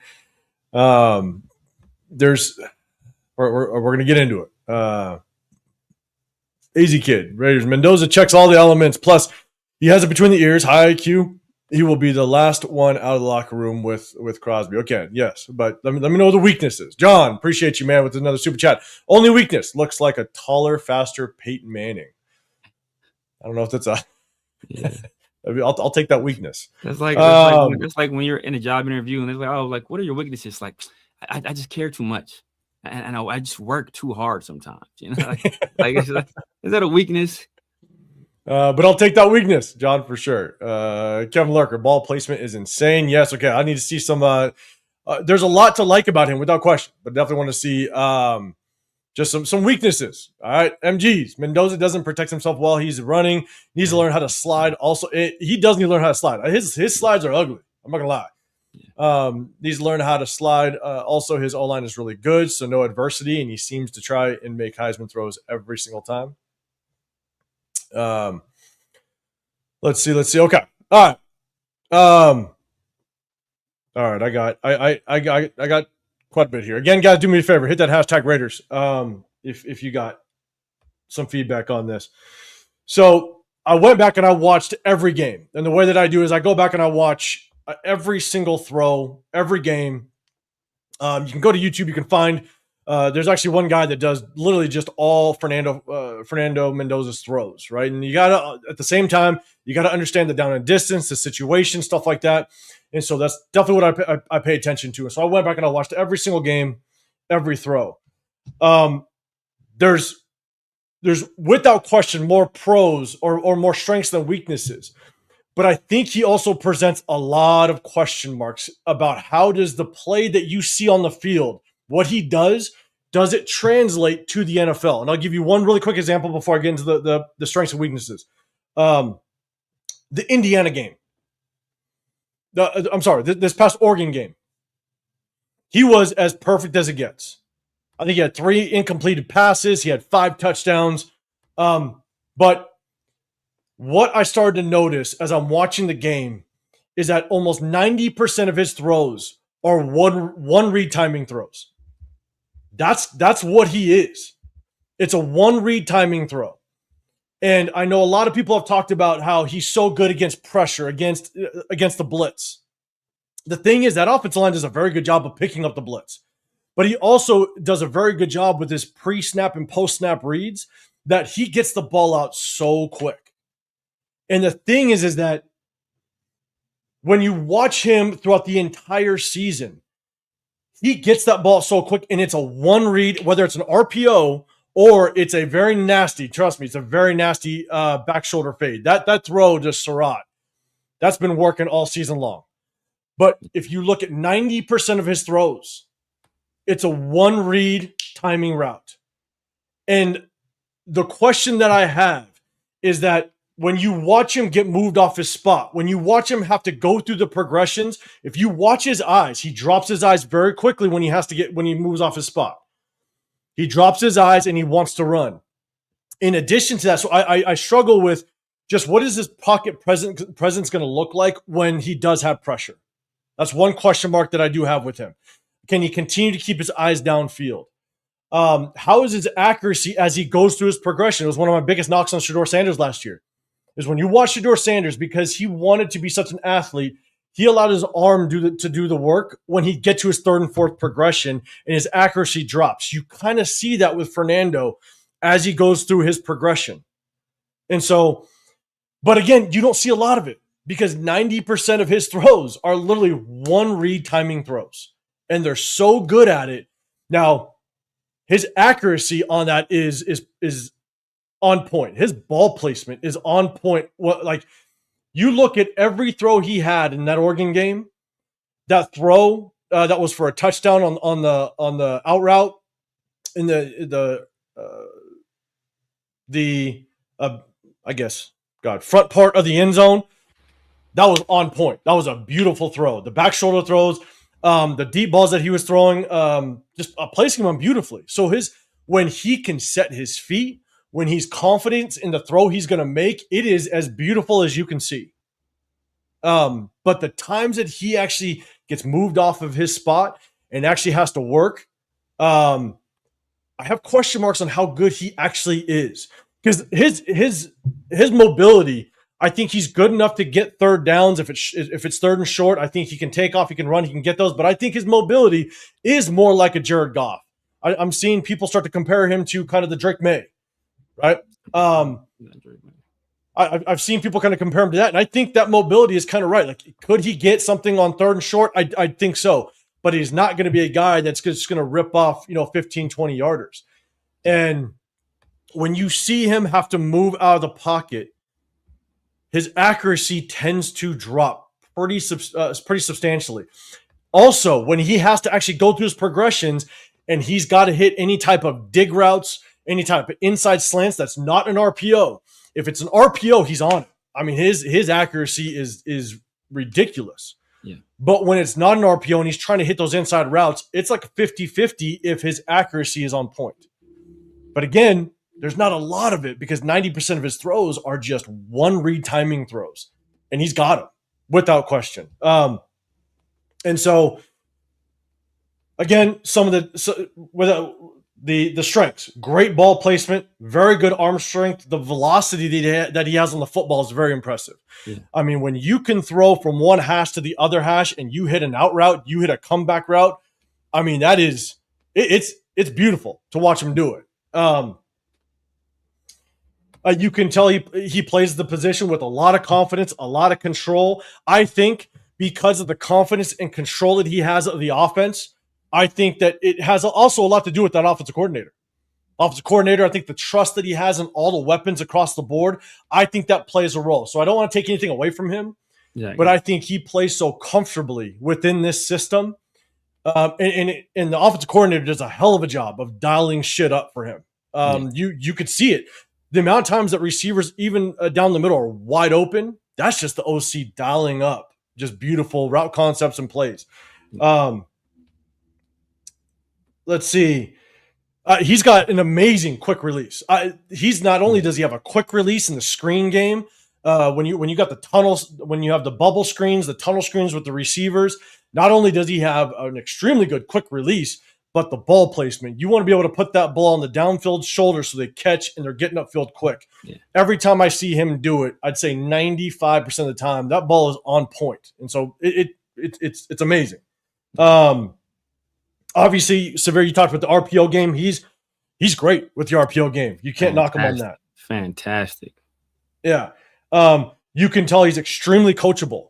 I think that's probably one of the most enticing things about him is just how coachable he is, how he's able to kind of adapt to that offense. He's extremely intelligent. He's got great character. He's going to be great for Vegas. He ain't going to be out there in the nightlife, so he's great for Vegas. Yeah, exactly. He's got zero off-field issues. No social media, I think just LinkedIn and something else. So great off-field issues. And so the thing is, like, there's a lot to like about him. There's a lot to like about him. Again, sorry, I'm just kind of going through my notes. But at the same time, I think you got to like take what you see into context. And how does that transition to the NFL, right? I think he's in a really good system with great weapons. And because 90% of his throws are one read timing throws, how does he work out of structure? That was one of the biggest knocks on Caleb Williams coming out of college, right? Everybody said he's great out of structure, but how does he play in structure? Yeah. And that's what Ben Johnson wanted to do for him. The thing is my biggest question is, how does Fernando Mendoza work out of structure? Yeah. Because what I see is that there's times, and go back, watch the Michigan State game. And the great part about watching the Michigan State game was that, and I apologize, I'm kind of long-winded, but if you go back and watch that Michigan State game, that was probably the most complete game that you're going to get out of Fernando, just to kind of see what he can do. Because he was moved off his spot. He had to basically get outside of the pocket. He did well. You saw some of errant throws on inside routes again when he has to kind of go through his progressions, and some of those inside routes were a little off accuracy wise. But you saw how amazing his arm is. You saw. I think that Michigan State game was probably the most complete game you're going to see out of him, and what you would hope would translate to the NFL. Because if you go look at every other game, you don't see that amount of variety in his game. A lot of his games are just the one read timing routes. But then you get the game like Ohio State. Ohio State kind of messed with him a little bit. He had to kind of move around the pocket. You could see he got flustered a little bit. And so I think Fernando Mendoza is the hardest quarterback to try to figure out how does his game and what he sees. Because, Severe, I know we kind of went back and forth as it relates to a live that you had before. And it's one thing to be like, you can watch the game. You can watch the game, but it's another to understand what you're watching. It's another to understand what you're seeing and how you digest it. Yeah. And I think Fernando Mendoza is probably one of the hardest quarterback prospects, to understand how does the game that he looks so good at, how does that translate to the NFL when now he may not have the comfort of the weapons that he has in Indiana. How does he work out a structure? Because I'm not saying he can't. Yeah. I'm just saying because I don't see it enough on film. If he's got to do that 10, 11, 12 times when he drops back to pass, he might get flustered. And so that's the part that I definitely struggle with, is how does his game translate to the NFL right now, and how comfortable is he going to be able to get working out of structure? And that's definitely one of my biggest concerns. I'm gonna stop there. Severe, any feedback on that, or do you see anything in the chat? If I'm sure they're probably yelling at me. Oh no, I think Ellis had a question. I think something we both said is, are they want to read timing throws by design, or are they want to reach because he knows who's likely to be open due to reading the coverage pre-snap? So I'll tell you to a throw he made against Alabama, and I think it was like a comeback route where it was a fantastic. Well, it may not have been comeback route, but I think it was a comeback route. But it was a fantastic throw. A fantastic throw he made in between three defenders. And, I think the wide receiver had to jump a little bit to catch it, but it was a great throw. If you watch that play, Mendoza, gets to his back pedal, so throw to his left. He gets in his back pedal. Never once does he look anywhere else but that wide receiver. So much so that I think it was a safety that was in the middle of the field ran over there, because Mendoza never looked anywhere else. His helmet never went anywhere else. And he still made that throw, despite it being in the middle of three defenders. Now, it was a fantastic throw. The guy made a good catch. It was a completion. But you see that stuff where it's like, you can't lock on to one receiver pre-snap and then make that pass and get away with it consistently. That doesn't happen often in NFL. And usually when stuff like that happens, they're taking it back the other way. And, ironically on that play, I think there was like a dig route or a crosser that came open as a result of Fernando Mendoza locking on to that receiver. Now, had this been a situation where he was looking off the safety, he could have came back to that dig route, to that crosser and completed a pass to him as soon as he crossed the safety's face, and that probably goes for a touchdown. But he locked onto that one receiver and he met the throw. And so like that's why I think it's built into the offense. I don't think it's pre-snap reads. And so, and I agree, like, but a lot has to do with Mendoza being able to understand the matchups, right? He loves his receiver Surratt. And I think a lot has to do with the trust that he has. Back shoulder fades have a lot to do with the trust that you have in the receiver you're throwing to. And so, but I do think that a lot of the one read timing routes is a great dial-up of the offensive coordinator. You're understanding your mismatches. You're understanding the down and distance, and you're dialing up extremely good plays. But it's also great on Mendoza for seeing it, recognizing it. And the thing is, it's never going to work unless you have a quarterback that can put the ball in the right spot. And Mendoza is great at it. Exactly. I mean, when he can plant his feet and he sees it, it really is a thing of beauty. I'm not going to lie. And Severe, we've talked about even quarterback evaluations. Like that's one of the biggest things that I look for is ball placement. Now, but I also want to know, how is your ball placement when you're on the run, when you're working out of structure? His ball placement when he can get the ball out quick and it's one read timing routes. Yeah, it's a thing of beauty. Yeah. But how can you do it when you're moved off your spot? Yeah. And that's, again, it's just a question. I'm not saying he can't do it. Yeah. I just don't see enough of it. That's the problem. Like Indiana was so damn good and they executed the RPO and the offense and everything so well. I just don't see enough of it to know, is he going to be able to truly do it on a consistent basis in the NFL? I just don't know. Yeah, I mean, so one thing, because there was a play where he was pressured, right? And, this is not – so we don't want to judge a guy by one player or by one game. Like everybody wants – now all of a sudden Moore is like terrible because he had one bad game against a team he was overmatched against.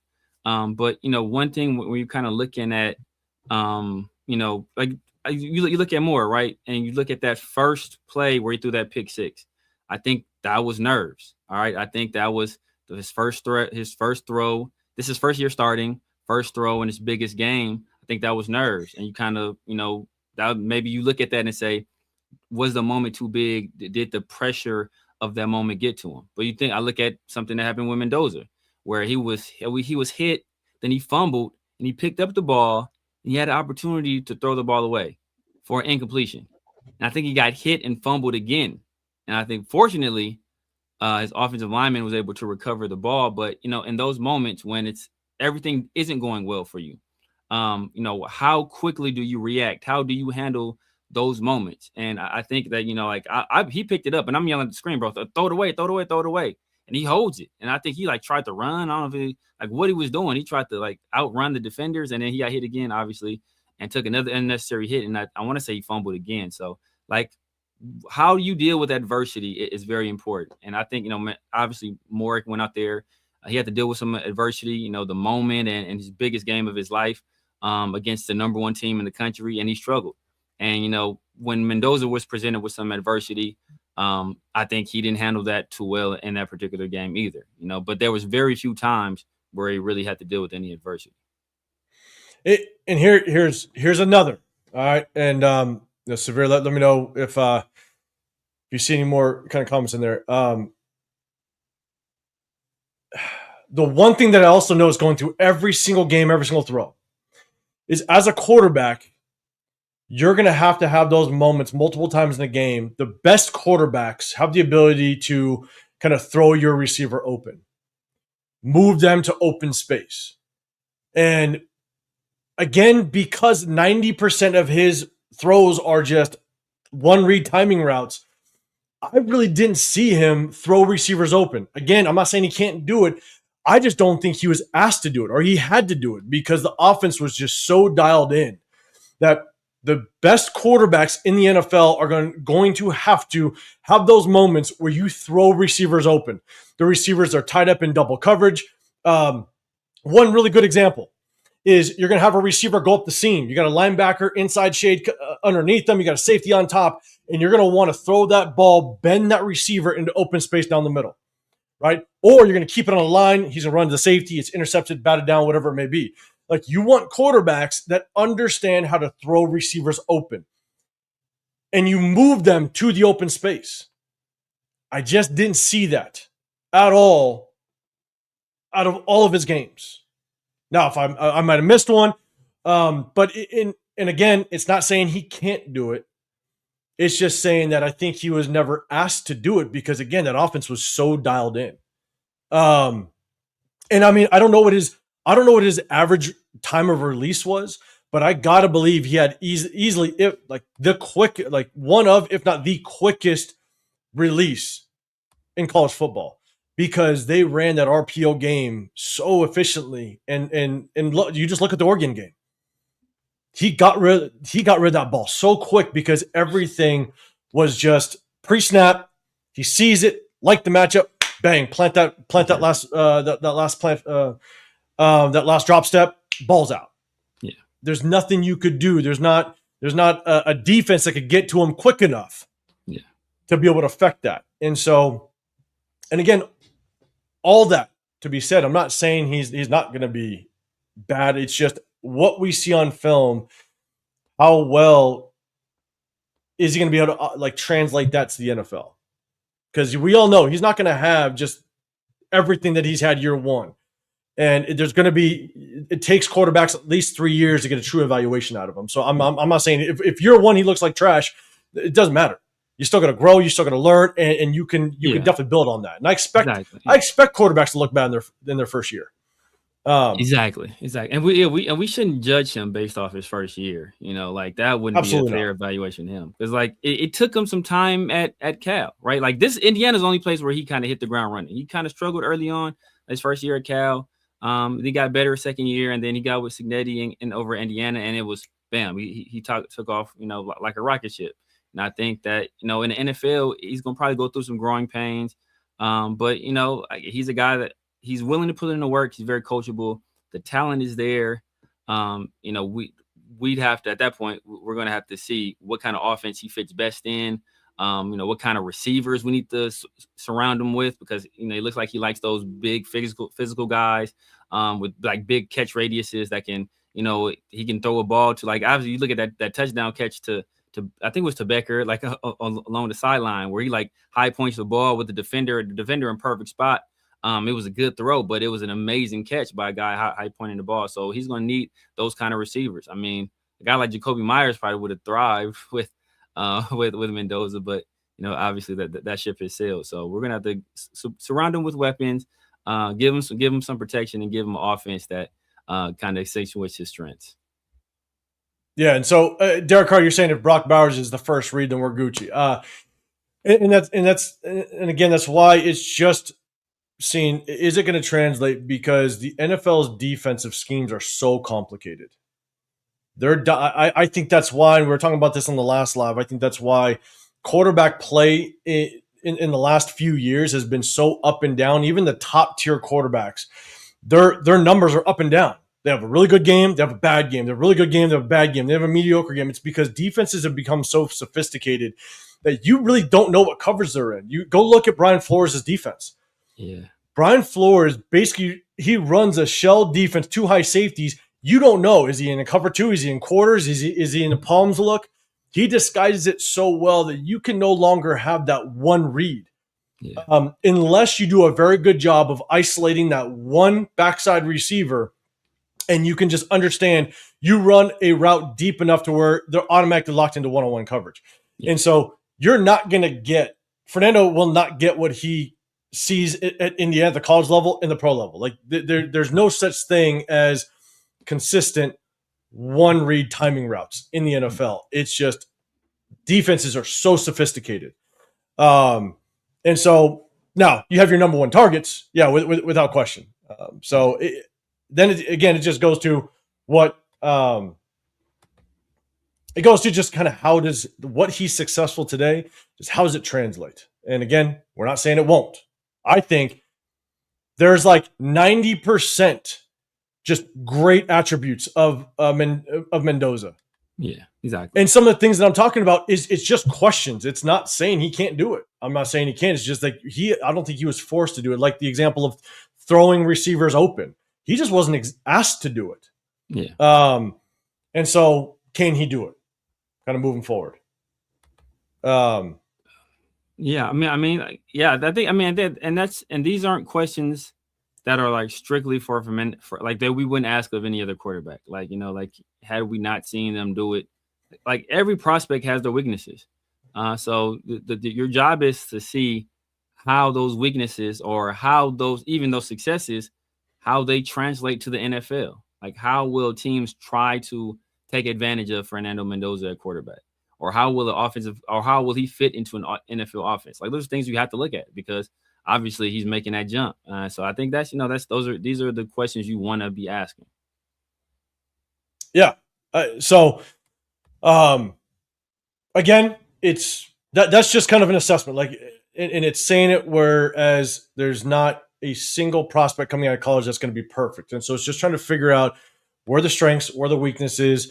And I think we all can agree. I mean, Mendoza, his strengths are far beyond weaknesses, and even the weaknesses are just kind of question marks. Yeah, exactly. You know what I'm saying? Because I'm telling you, like, you look at the arm talent, the intelligence, just the ball placement.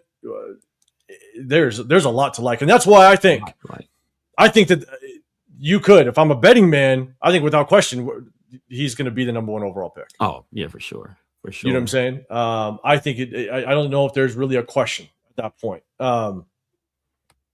And Jeff saying in those inside routes with us with Bowers is a big deal. It is. It's a very big deal, and it's just understanding just kind of how. Because go back and if you go watch the film and kind of break it down, I want to say about 90% of his throws are to the sideline because they like the RPOs, they like the quick hitches, they like the back shoulder fades. 90% of his throws, I think, are to the sideline. And how well can he work the middle when he has to go through his progression? I just have questions because I don't think he was forced to do it consistently enough to know exactly how well can you do it. Because when you do see him do it, it's kind of 50-50 accuracy wise. Yeah. But I do suggest go back and watch the Michigan State game because I think that was the most complete game he played. You saw him go through his progressions. Again, accuracy was kind of hit or miss at times when it was going through progressions. But then he looked extremely good as well. So yeah, exactly. I see you, Money Chuck. Good times. I don't know if Money Chuck might have moved to Indiana now. He might have moved to Indiana. We just don't know. Exactly. So there are other people, and it's crazy that other people have made the same criticism. Like plenty of other people made the same criticism. Yeah, and I think that's where it's tough because I don't even look at it as like criticism. It's just questions. Exactly. That's it. You know what I'm saying? Like, that's the hard part. And so, but a lot of people, like Money Chuck, we talk about Genty. A lot of people will take it as hate, and that's where it's tough. I'm easy. Did you see the critique of Mendoza from former Jet scout Daniel Kelly? I did not. I saw it. That's not, to me. It just came off as hate. It didn't come off as like critique. It came off as a guy that was looking for attention. So he's trying to throw a hot take out there by criticizing the number one prospect that that people basically universally think is the number one QB prospect in this draft class. And he said he's like a 4th round guy or something like that. Like, I didn't take that guy seriously at all. Yeah. And Big Mike, man, throwing some shout out to my memberships. Dog, Mike. That's severe, man. Shout out to you, brother. Man, if you guys haven't done so already, man, make sure y'all head over to Big Mike's channel, man. Make some great content over there, man. And he breaks down all the prospects. Does 30 for 30 or 30 days, 30 prospects. I think he changed the title. It was something else. Forgot what it was. I saw it on IG, but I'm sure one of the people he will break down will be Fernando Mendoza. So I'm sure that will be a fantastic episode. So make sure y'all sub to Big Mike. King, appreciate it. Hey, you're not gonna get like banned.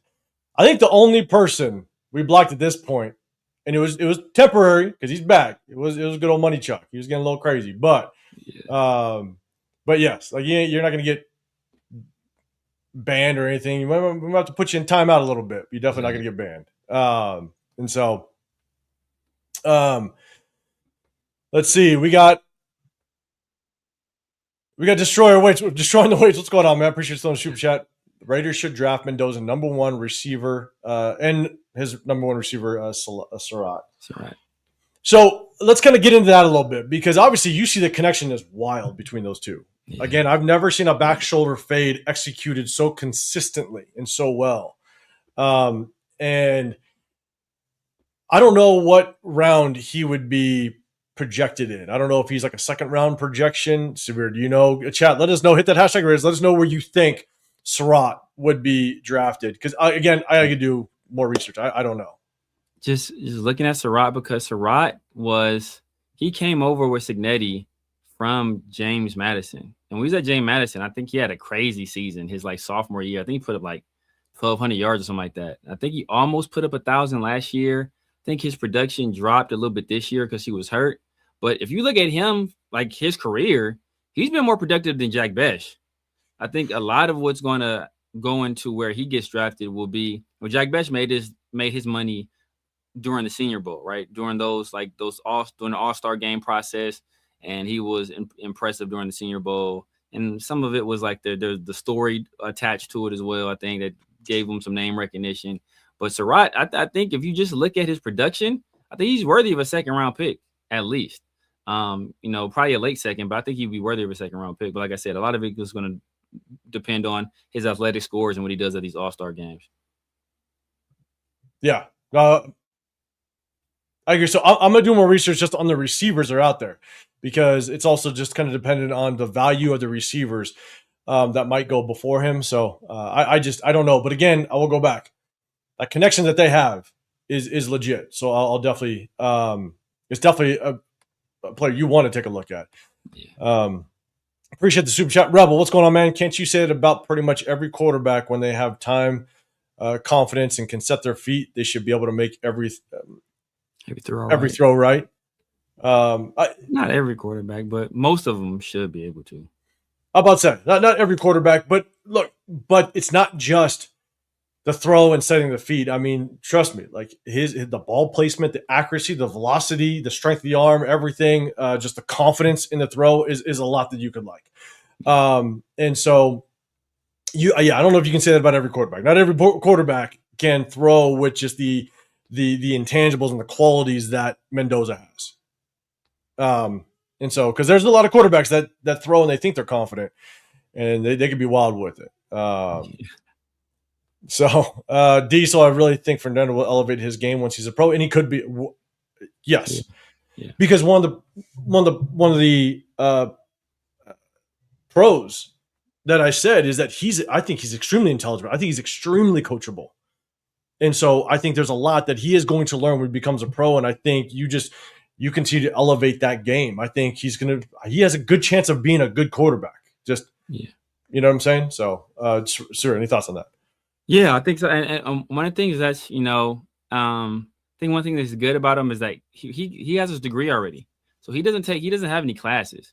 So all his free time, he's already like operating like an NFL quarterback in terms of, his game study, his preparation, all that stuff. So he's going to hit the ground. It's not going to be as much of a shock to him as I think it is to some other guys, just like the level of dedication it takes to prepare for games on Sundays. Like, because he's been doing it like this basically this entire year on Saturday. So I think that will be a benefit for him in his transition to the NFL. Yeah, and Truce, you're saying to me, 805, don't overthink it. He was making throws in NFL. Guys, don't make those back shoulder timing throws, and perfect ball placement translate perfectly. And I think you followed it up. Jack, I think I see yours. You're saying I'm a huge fan, but you're way off the mark. I have been watching Mendoza all year. The guy was blitzed. He's pulled out crazy runs, showing great athleticism.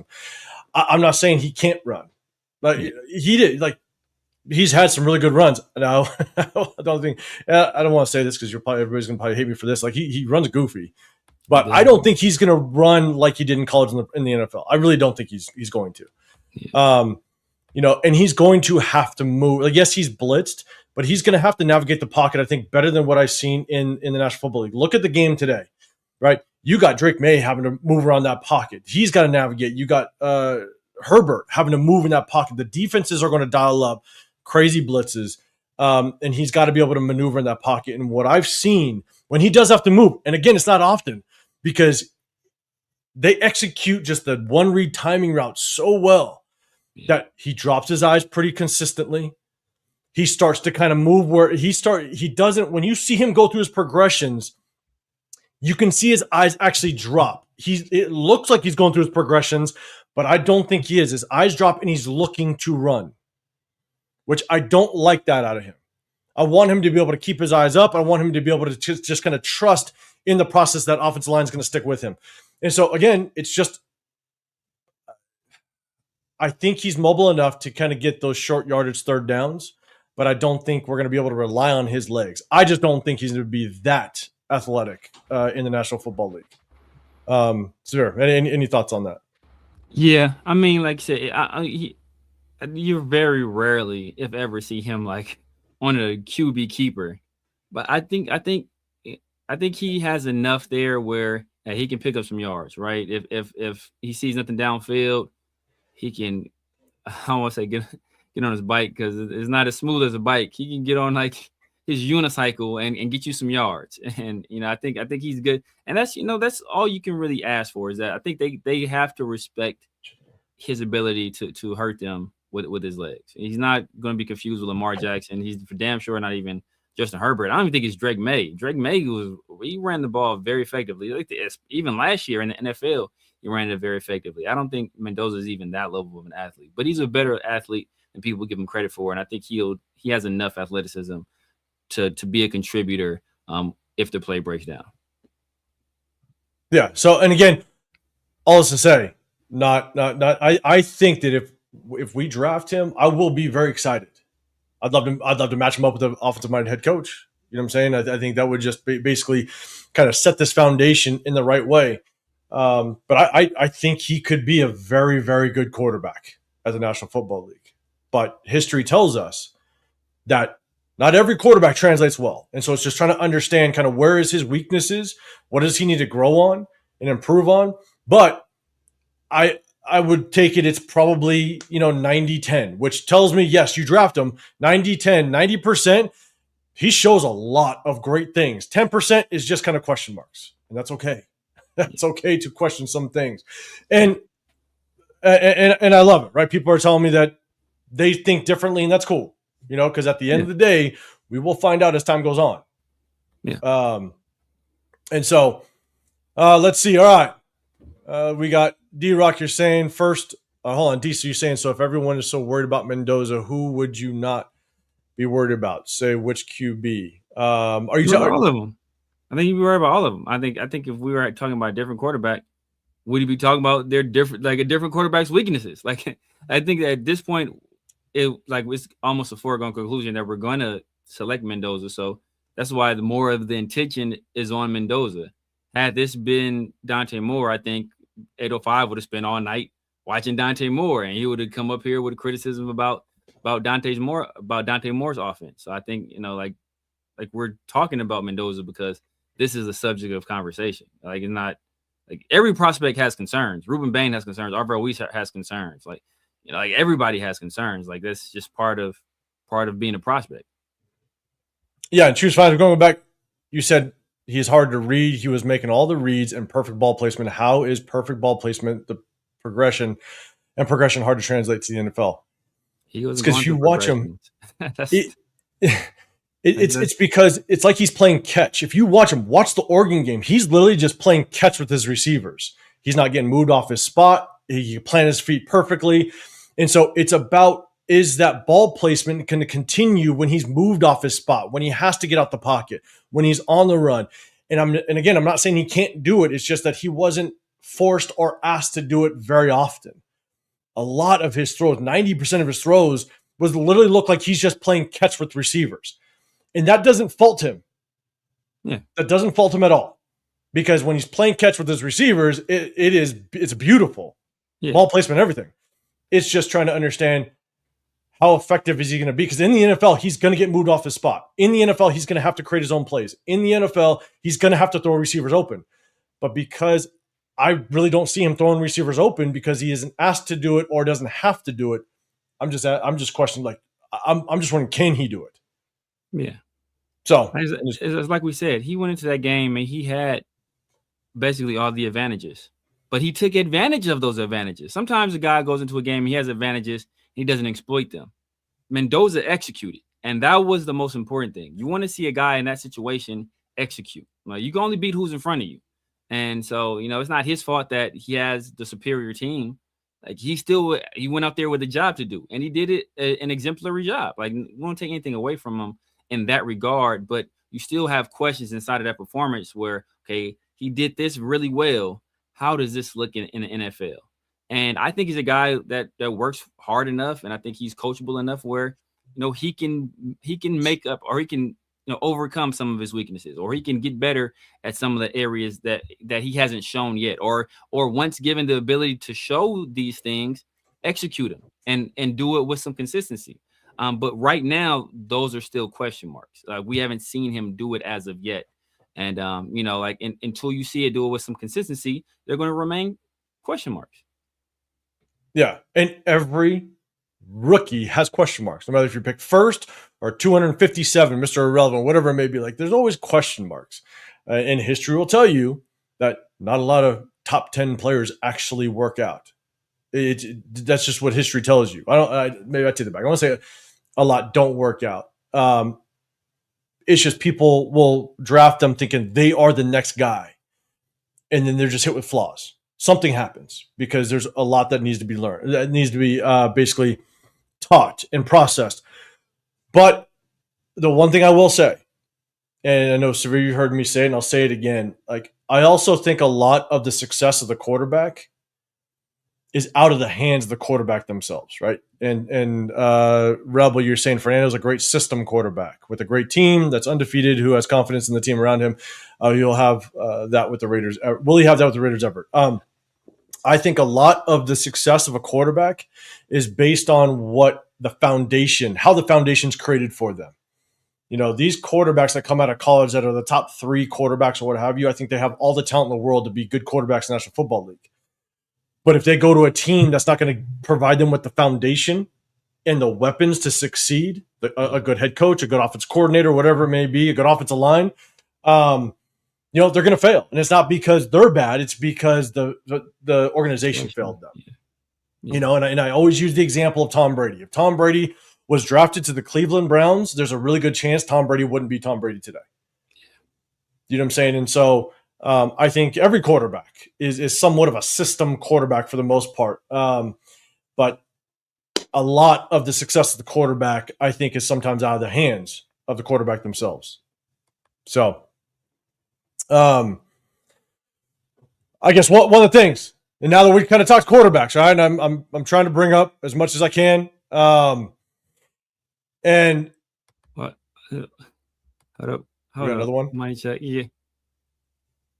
When we got asked for it, so just because you guys didn't see faults means that we can't see faults. So if you guys don't see a fault, then it doesn't exist. Is what you're saying. Like, come on, bro. Come on, brother. Come on, man. Go take a long walk off a short period with that kind of take. It'll be interesting. And again, look, like, this is why I love doing it live. We definitely want to basically chop it up, go back and forth. And if you guys, think we're wrong, that's perfectly fine. Let's talk about the national championship, because I do think this with Miami's defense is going to be a test. It's definitely going to be a test for Indiana. I know a lot of people kind of talk about that Indiana pass rush. I know a lot of people like Ruben Bain. I might piss more people off. I'm actually not a big Ruben Bain fan. Drafting him in the top 10, I would say. I actually think there's a lot of flaws in Ruben Bain's game. I haven't seen a whole lot, but I've seen about 4 games to where, yes, there's some where he does look really good. But again, it's also assessing he's going to have to go against a bunch of athletic offensive tackles. And I think his ass is going to get stalemated against just against offensive tackles in the National Football League. I think maybe he's more of a 3-tech inside guy. And I don't want to I'm not going to make this comparison. It'll really piss people off. But I don't. I compared him to Ed Oliver. That's what people got pissed off when I said that. You know who I kind of compared him to? And it's a guy that I actually liked, but more where he was drafted. I think he's more of a not as athletic. I think this player was a little more athletic, had a little more variety to his game. Kwity Paye. Remember Kwity Paye from Michigan? Yeah, Michigan. Yeah, I liked Kwity Paye, but I yeah. liked him more in like the draft him in the 20s. Did he go to the Colts? Um, Did he go to? Did he go to the he went to the Colts? Colts. I think Kwity Paye and Ruben Bain are very similar. Again, I think Kwity Paye has just a little more variety to his game and his pass rushing. Um, but I think Ruben Bain's going to get stalemated against offensive tackles. I don't see him beating offensive tackles consistently in the NFL. Mhm. I saw him, and again, I don't know how much that Miami defense was on the field, but I saw a couple times where Ruben Bain just kind of he looked like he was gassing, trying to get Yeah. to the quarterback in the fourth quarter. Now, again, I don't know how much Miami was on the field that last game. They were never on the field. They're never on the field. Like, Okay.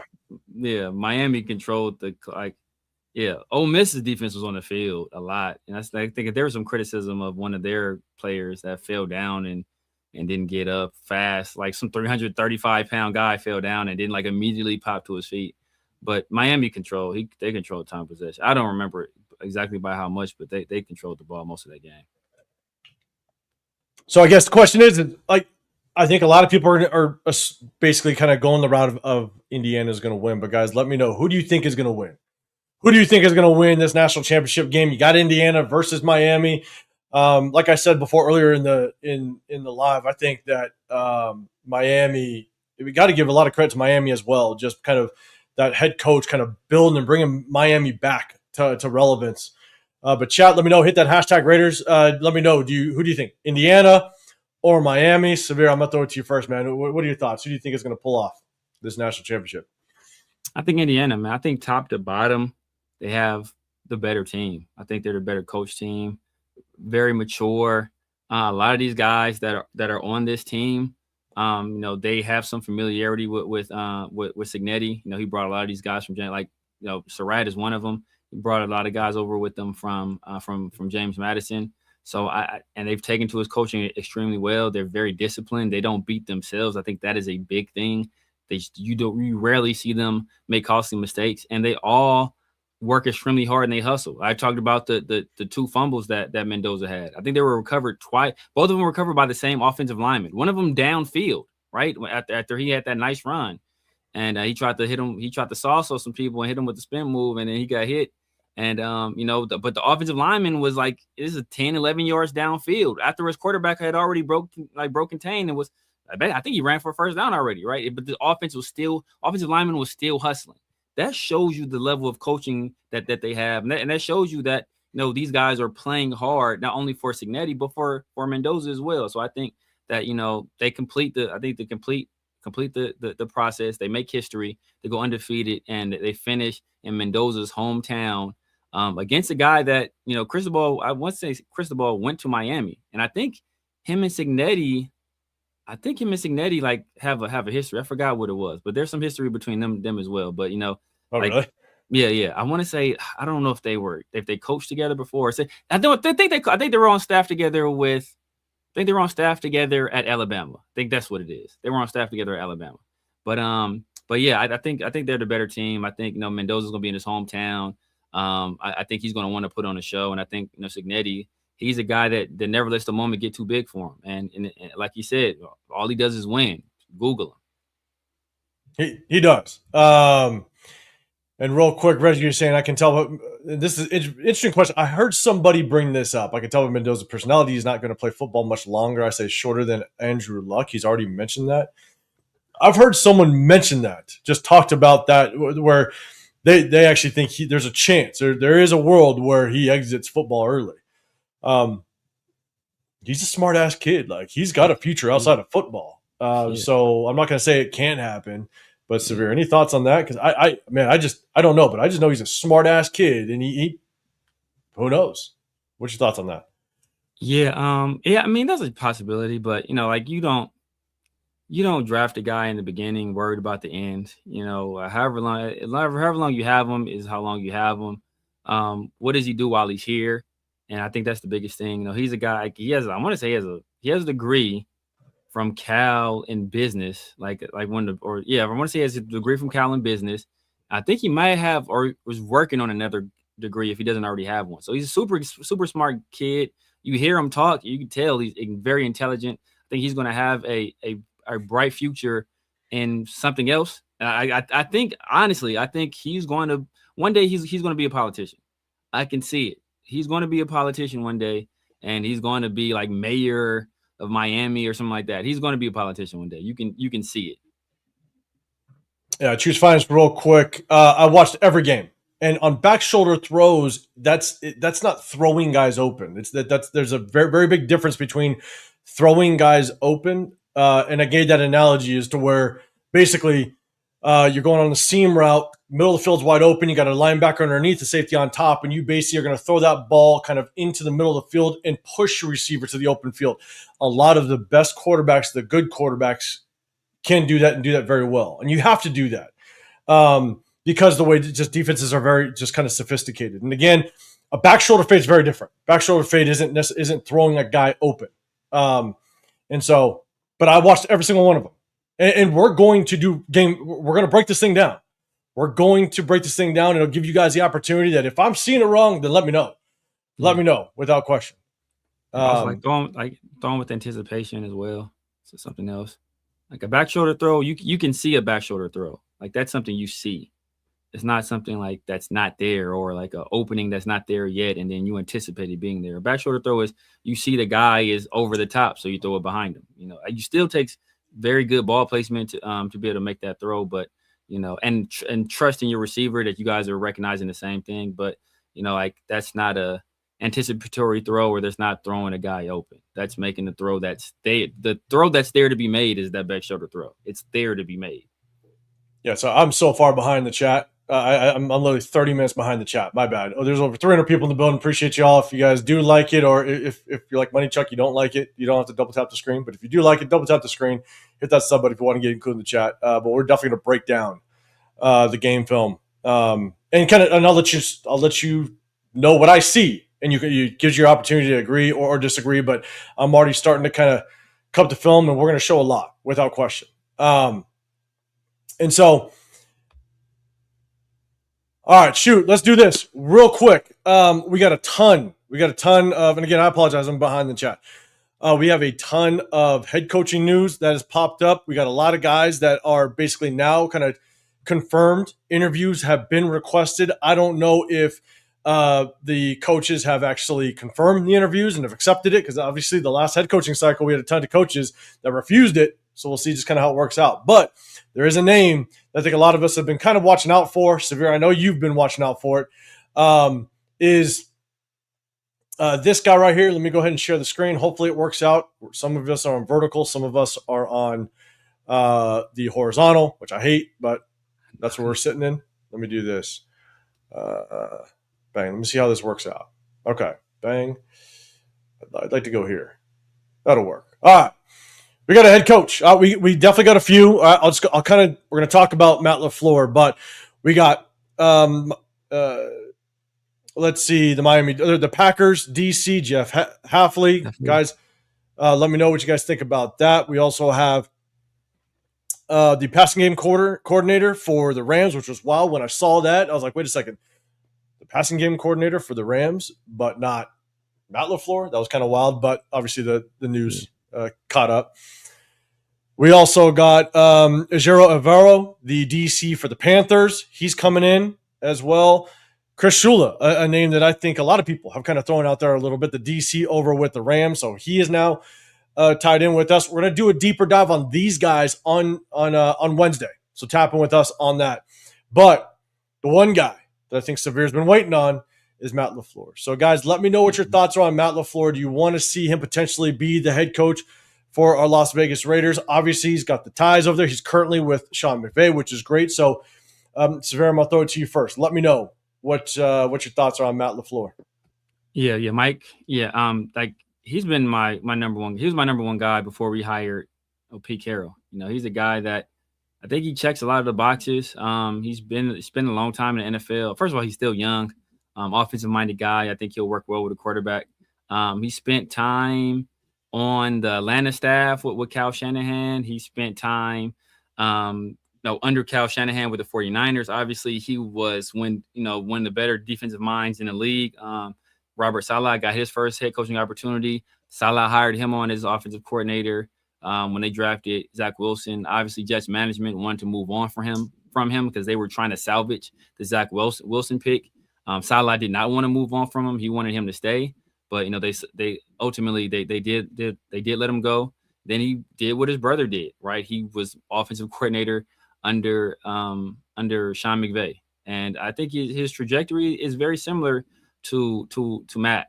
Matt spent 1 year as offensive coordinator with the Tennessee Titans, and then after that, he went over to the Rams. I think he spent 1 or 2 years there, and then he got hired as an NFL head coach. So I think Mike is ready. I think Mike is ready. We've seen just how much he's learned this year. You hear him speak. He speaks confidently. Sean McVay sings his praises. He's doing great work with Matthew Stafford over there. I think, obviously Sean McVay is the play caller, but Sean McVay's been a play caller for a lot of these guys, and they've gone on and still had success. So I think he's a guy that's ready. I think he's ready. And you very well could be right. I'm going to kind of get down to the bottom of the chat, see if people have their feedback. I know I've made the comparison between Mike LaFleur and Clint Kubiak, and I think they both have great history in the NFL. They have history that, at least for myself, and Severe, I think you agree, that you want a head coach. I think we need a head coach that has a lot of history in the NFL of just understanding how to navigate the NFL system, right? And obviously with him coaching under Shanahan as well as McVay, that provides so much experience that you would want. And at the same time, if we do end up going with a quarterback, number one, and we get a quarterback, we want to develop them, these are two guys that I think could very well develop a quarterback.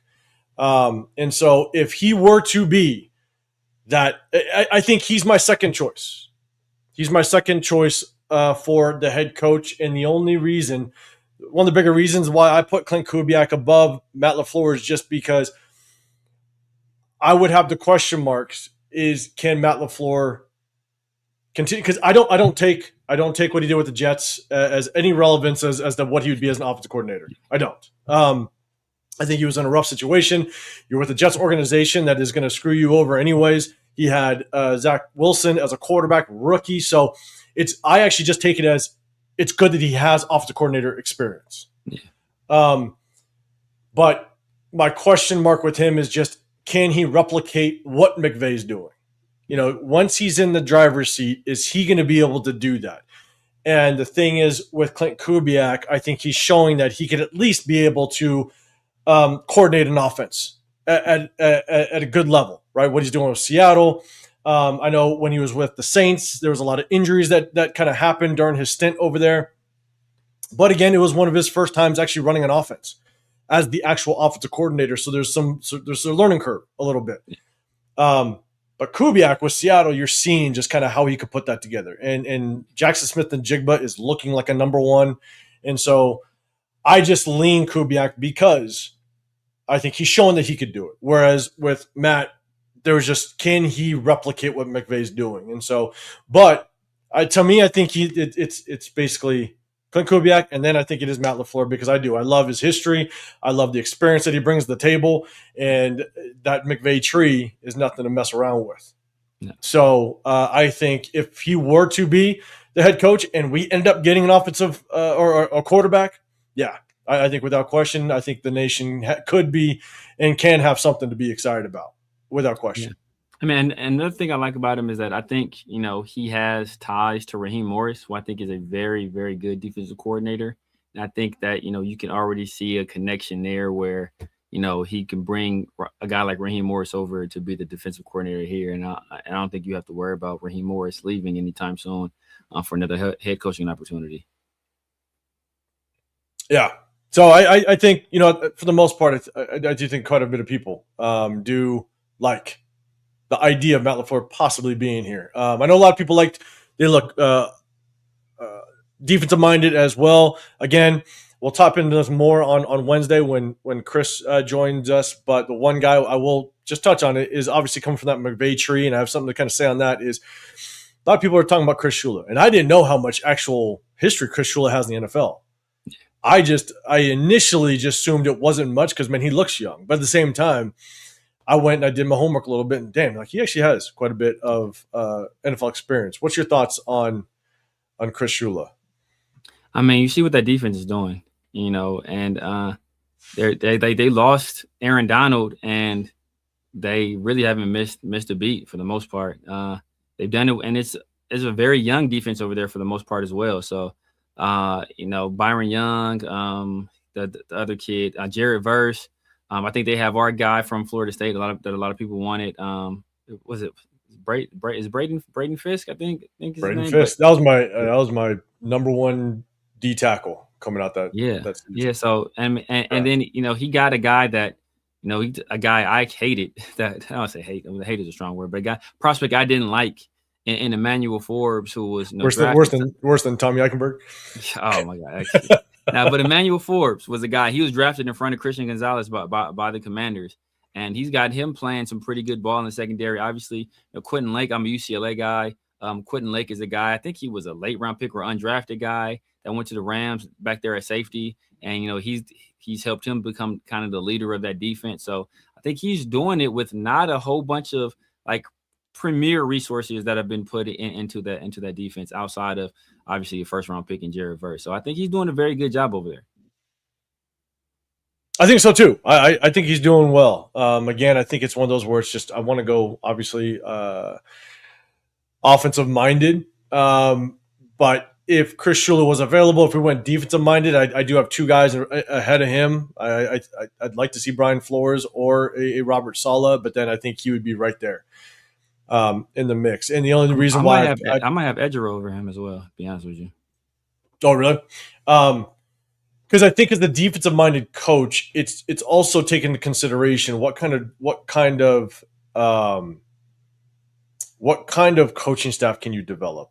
What kind of coach staff can you bring in? I think Brian Flores and Robert Saleh would demand some of the best offensive minds coming in. I think the Brian Dabolls. I think Mike McDaniels. I think they would be willing to basically coach underneath them.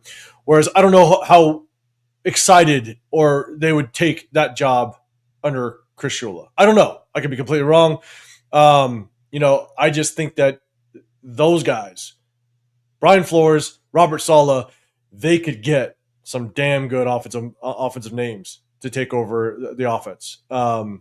Chris Shula, I just don't know who he would garner as an offensive coordinator. Do you think, Sever, in your opinion, do you think Chris Shula could get maybe one of those top offensive names in the building? Yeah, that would be the question. I mean, I would assume he would poach somebody from the Rams. I'm not sure who their quarterbacks coach is over there. Obviously, if he leaves, Mike LaFleur is staying. Unless Mike LaFleur gets another job, that's a strong possibility. Maybe the passing game coordinator guy. Maybe since that technically is a promotion, if we hire a guy like Chris Shula, and maybe that's what the thinking is with hiring that guy. I can never say his name right, but maybe that's what the thinking is with hiring him, is that if we do bring on Chris Shula, almost like the Davis Webb interview after we interview Vance, like, so, hey, we want to look at you as head coach, but in case we hire this other guy, he wants to bring you on as offensive coordinator, we already have some familiarity with you. Maybe the same situation here with Chris Shula and the other kid where, hey, we hire Chris Shula, he wants to bring you over as offensive coordinator. That's the next logical step.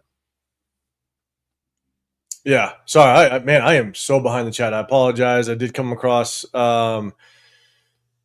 Truth Finds, you're saying Mendoza showed he can throw on the run. He runs an RPO system, right? That's not throwing on the run. Yeah.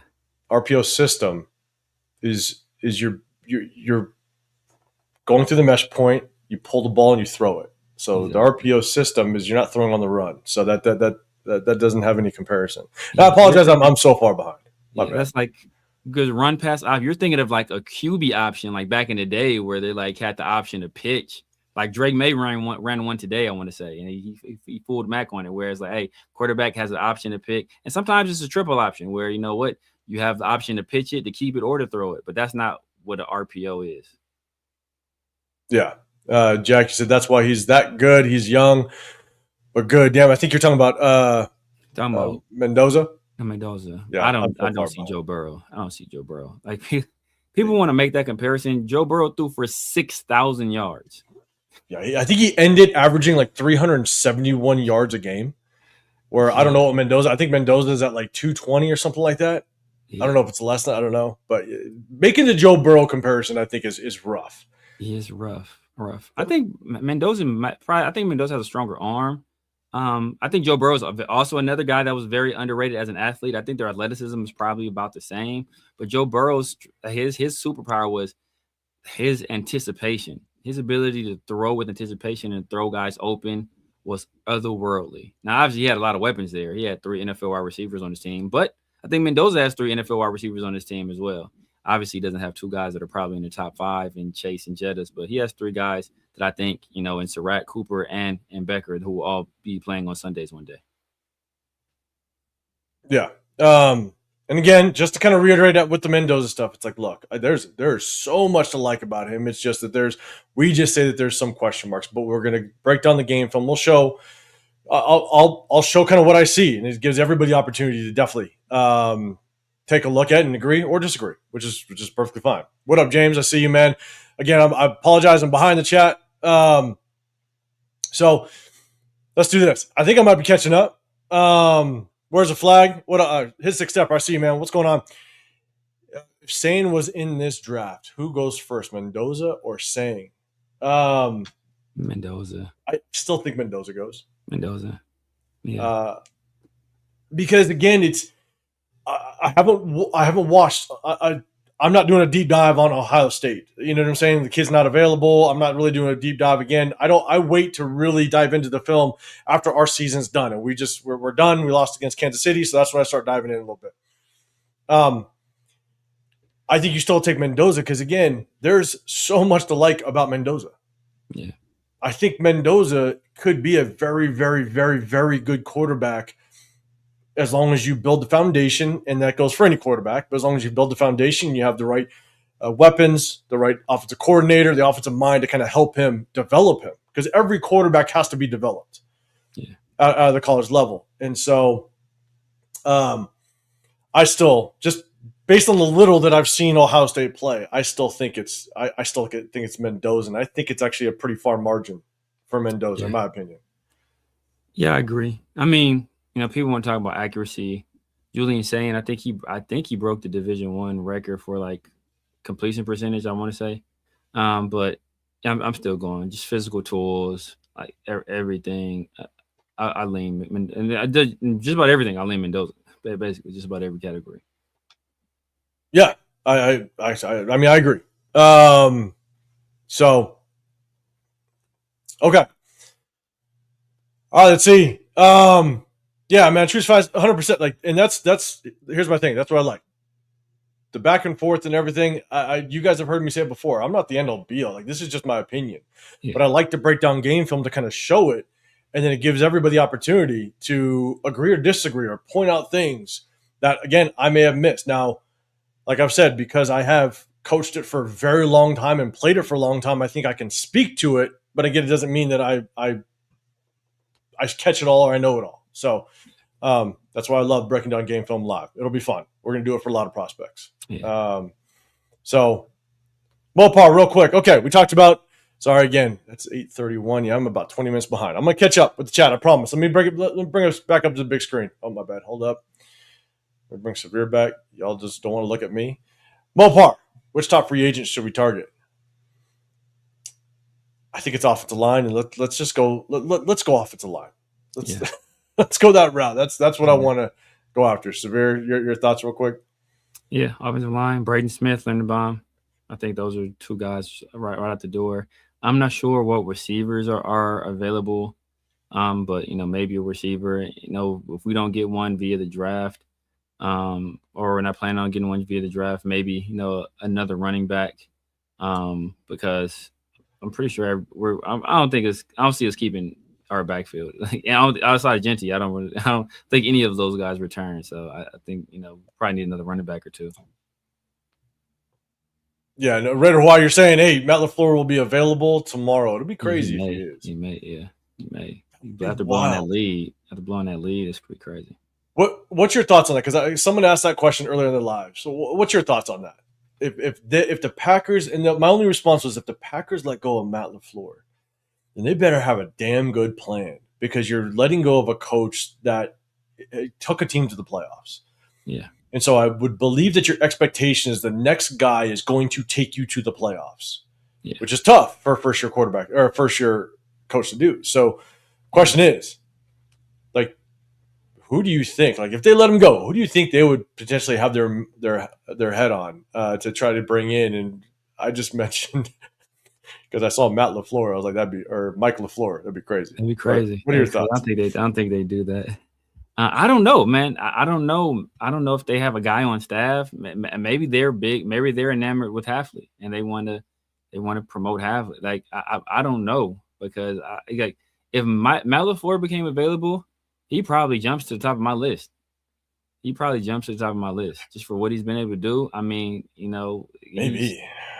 He probably jumps to the top of my list, man. And he's done it with multiple quarterbacks. Obviously, Jordan Love is a young guy. He was able to get that guy playing pretty well. He's done it with the run game.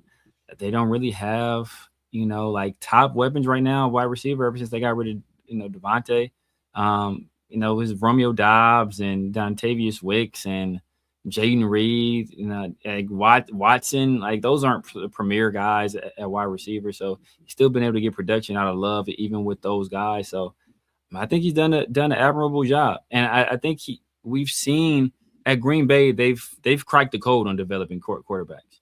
Like they went from Favre, who was obviously a Hall of Famer, to Aaron Rodgers, who's a Hall of Famer, to Jordan Love, who's a very good quarterback. Maybe not a Hall of Fame caliber yet, but they've hit the ground running and they've been consistent in that quarterback development and that quarterback like passing it on to the next guy. So I think if we can get a guy like Mendoza in here and let him work with Matt LaFleur, I think that'll be a good recipe. Yeah, so we'll see. Kind of see how it works out again. Apologize. I think I'm somewhat caught up in the chat. Raquel, I think you're saying that you take Sane instead of Mendoza at this point. I think that's what you're saying. I'm not. I don't. No, he was saying that Sane has some good receivers, but I think got it. He auto corrected and put saying and put the G at the end. So he was correct. My bad. I did not want to put that out there. There are some people that'll attack you. My bad. Let's see. Raider Pete, what's going on, man? You got Indiana 31, Miami 24. I'm not mad at that. Yeah, I think it's going to be a good game, but I think with that Miami defense, it's going to be a very interesting test. But that's a very good stat. Just the average age that Indiana has on that squad. I mean, there's a massive difference between 20 and 21, like 21-year-old, young men, and 24, 25-year-old men. Like, there's a massive maturity difference. There's a developmental difference, and so. Hey, Signetti's doing it right. He's cracking some code, and that could be one of them. He's doing it right. You could see that. You could see that going forward. That's like the wave of the future. Yeah, and people, it becomes trends. People will follow in line. So, Matt LaFleur should be the Raiders' number one priority if the Packers let him go. Crazy if they do, man. That's crazy. Afraid I don't think the Packers fire LaFleur yet. They better have a good plan if they do. Yeah, damn good plan. You know what I'm saying? So all right. Let's see. LS, notable free receivers under 30. Juwan Jennings, Tutu Atwell, Rashid Shaheed, Debo, Diane Brown, Hollywood Brown. It's not a super exciting list. No, the only one that actually I think might be would be okay, but I think God, it would be a million times better if we had Jacoby Myers. Is Juwan Jennings? Yeah, they're the same guy, basically. But like, if you pair up Juwan Jennings has a injury history. He does. But if you had Juwan Jennings, Jacoby Myers, and Brock Bowers, oh yeah, I think that would be a good. That would be some good weapons on the field. Yeah. Oh yeah. I think those are the perfect guys for Fernando too. Like those are the kind of weapons Fernando would like thrive with. Yeah. All the other guys like Rashid Shaheed, he's a gadget guy in my opinion. Tutu Outwell, he's very He's a one small guy. dimensional. Yeah, very small. Debo, he'll be 30 pounds overweight by training camp. Severe. Anybody else kind of? No, I don't want any of those guys. I mean, to be honest with you, and the reason why Juwan Jennings is a free agent is because he wants to get paid. Like like the 49ers didn't want. It's like saying it's Jacoby again. Like like it's Jacoby all over again. He wants to get paid. The 49ers didn't want to pay him. I think he's actually older than Jacoby, if I recall correctly. So we didn't want to pay Jacoby Myers, but if we would go out and pay Juwan Jennings what he wants, which is essentially what Jacoby got with the Jaguars, maybe a little bit more for a guy that's older with the injury history, and that he's been heard to have some attitude problems, and he's a Tennessee receiver. Like those guys, those are guys that are missing the league.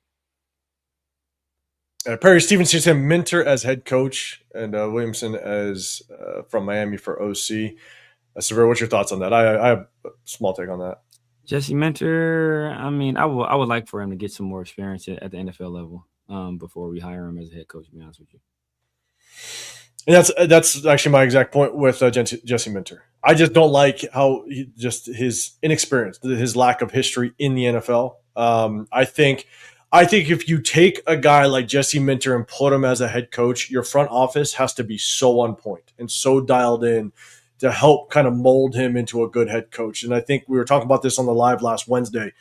If he went to the Ravens, if he did get a head coaching job, if he went to the Ravens, that would actually be a really good spot for him. Yeah. Because that front office is so dialed in, the GM, owner, everything, that I think it would help kind of mold a young head coach, an inexperienced head coach. We just don't know what we have in the front office right now. And history tells us it's been an absolute mess. And can I just add to that? Tom Brady being in the broadcasting booth, and we got all these head coaches that we're trying to bring in and interview, and he's taking 90% of his time in a goddamn broadcasting booth. I'm pissed. Like, Tom Brady, you're either all in or all out. And right now you ain't all in, so get your ass the hell out. Like, I'm done. I mean, if Mark Davis is going to release a statement that he is going to be part of 50% of the decision making as it relates to the next head coach, why the hell aren't you 110% in Henderson, in that practice facility, making sure you're dialed in on this process? Because if you miss your name, if we miss the next head coach, your name is written all over this. And so far, everything that has your name written on it has failed miserably. Yeah. So I was pissed. I knew he was going to be the broadcaster, but when I heard his voice, man, it pissed me off even more. Any thoughts on that, Severe? Or am I being? Yeah, for this stage of the process, you want like throughout the year, does he have to be there on a day-to-day basis? No, I mean, not really. But at this stage right now, where you're making essentially the most important decisions you'll be making as a franchise in regards to who's going to be the next head coach, what are you going to do with the number one overall pick? What's your plan for free agency to support, assuming you take a quarterback number one overall, to support that quarterback and make, the conditions as conducive to success as possible? He should be an integral part of that. Like, he should be spending a lot more time drilling down with the decision makers. And it's just hearing him on broadcast. It's it does bother me a bit. Yeah, 'cause, I mean, like you said, right? And we've said it before. This is easily the most important decision this Raider franchise has had to make in the last 20 plus years. Because if you get this wrong, you're gonna lose the Raider fan base. Like, the Raider fan base can be so pissed off if you got this wrong, and then they can always point back to Mark Davis said Tom Brady and John Spytek can be part of the decisions of the next head coach, and everything he has touched so far has failed. Whether it's get Ben Johnson, he was tied to Chip Kelly, and look, he's not here, so ultimately it didn't work out. Matthew Stafford, Cam Miller, like, everything has been reportedly touched to tied to Tom Brady, it's failed. So he better fucking get this shit right. John Rodriguez, man, appreciate the super chat you're saying, Caleb Vaughn and Spillane, our free agents. Two guys I did not want to get rid of last offseason. But the hard part is I think we have to figure out who our DC is going to be before we figure out who's going to come over here. God, I'd love to see us be more of a 3-4 type of defense. I love a 3-4 defense, but we'll definitely got to see. Severe thoughts on Caleb Vaughn and Spillane, free agents. You want to see them possibly come back? Caleb Vaughn, yeah, I'd love to bring Caleb Vaughn back to replace Tyree. I mean, I don't think we should ever let him go, to be honest with you, especially for the deal that he got. Uh, Essentially, we gave that deal to Kuntz. Kuntz, that's thus far that really hasn't paid dividends. He showed some flashes late, started to come on a little bit, but Caleb Vaughn, from pillar to post, from like preseason camp, we were hearing that Caleb Vaughn was probably one of the more disruptive guys on that defensive line for the Patriots, and now obviously he finished off by having a pretty effective game against the Chargers. So we'd love to see that guy over here, but I think the Patriots, they're a smart team. They're going to take care of him. Yeah, I agree, man. John, I appreciate the super chat. Quirk, you're saying no Merrick or JJ mentions. Oh, my bad. Did you click on one? My bad. No, I didn't click on anything. No. Oh, you said no Merrick or JJ mentions, but we should have paid them. I know you mentioned JJ. I think for JJ, it kind of goes back just the talks of the running back position. Yeah. That's why I wasn't a fan of drafting a running back early, because the free agency money doesn't warrant you re-signing a running back at a high cost. No. Unfortunately, like that's just what unless it like it's a Saquon, right? It's the final piece of the puzzle. Yeah. If it's not the final piece of the puzzle, then free agency doesn't warrant you bringing back a high-paid running back when you have so many other needs and so many other position needs. Yeah. Which sucks, I hated seeing him leave the building. Yeah. Is there any thoughts on that?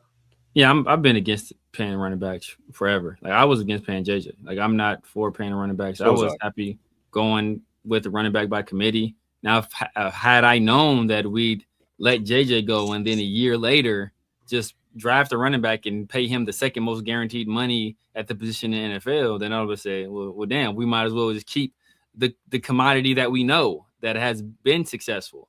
But obviously that wasn't the path they chose to take, and so I would have loved for JJ to stay here. Merrick, Merrick, the last few years, when they start putting him down in the box, playing him a little bit closer to the line of scrimmage, I think that was a Patrick Graham decision. I don't know if Pete Carroll would have used him the same way, possibly, because I think that's something that he did at TCU. Was he actually played nickel corner at TCU at times. He was a post safety and he played nickel corner too. So that was something that's a skill set that translates well. I think he probably does it better than Jeremy Chin at this level. But I don't know how much Pete Carroll valued him being a player to keep here. Yeah, no, I agree. I'm not sure why any defense coaches would even want to come here. We don't have anybody on defense apart from Max, and he might get traded. Who's the next best, or who's our next best? Butler? That's a very interesting question. So outside of Max, who is our next best defender? Who's the next best defender that we could basically hang our hat on if Max were to leave the building? And you all know, like, I am an Adam Butler fan, but I also know he's just an interior defensive tackle, right? And he's not the best in the league. He's not even close to the best in the league. I think he's effective. Yeah. Without question, he needs help next to him. But, I will say, I'll be honest, I'm looking across the board, and I think our next best that we would probably have to bring back, if you just look at overall play, it might be a Landon Roberts. I mean, I don't know. I don't know how good this guy is. Qualify that. I don't know how good this guy is because he saw so little work that it's hard to judge accurately. But it would probably be our best defender outside of Max would probably be Eric Stokes. But he saw such little work because they were just targeting Caillou or targeting Devin White or so he didn't see a lot of work. He did not see a lot of work. But just in terms of if you look at like the advanced statistics and stuff like how many yards they give up in coverage or per snap or something like that, like he's one of the best guys in the league, but he just didn't get a lot of work. He did not get a lot of work. I agree in that. That was actually a name that I was thinking of. But I think what was tough was like it's like, yeah, he didn't get a lot of work, right? I think he played a lot better than some of us expected him to as the season kind of progressed and went on. But I mean, another name that you can maybe put out there, and again, it just kind of shows how bad our defense was as a whole at times, or the majority of the season, is imagine if maybe Charles Snowden got more work. Yeah. Maybe he could have shined a lot more than he did because he only played probably, I don't know, he was in a rotation beginning of the season with Tyree, with Malcolm Kuntz. Maybe he got 30% of the snaps. Yeah. But with the 30%, he actually did pretty good. Yeah. So I don't know. Tien, you're saying real quick, if A.J. Brown's available, would you open to trade or look for free agency Alec Pierce? I like Alec Pierce. I'm not. A.J. Brown. A.J. Brown's too strong of a personality for a guy like not especially not if we draft Mendoza, like because you don't want to. Like that's why like if we draft Mendoza, I'm staying away from Pickens. I'm staying away from A.J. Brown because like they will put unnecessary pressure on Mendoza to throw them the ball consistently.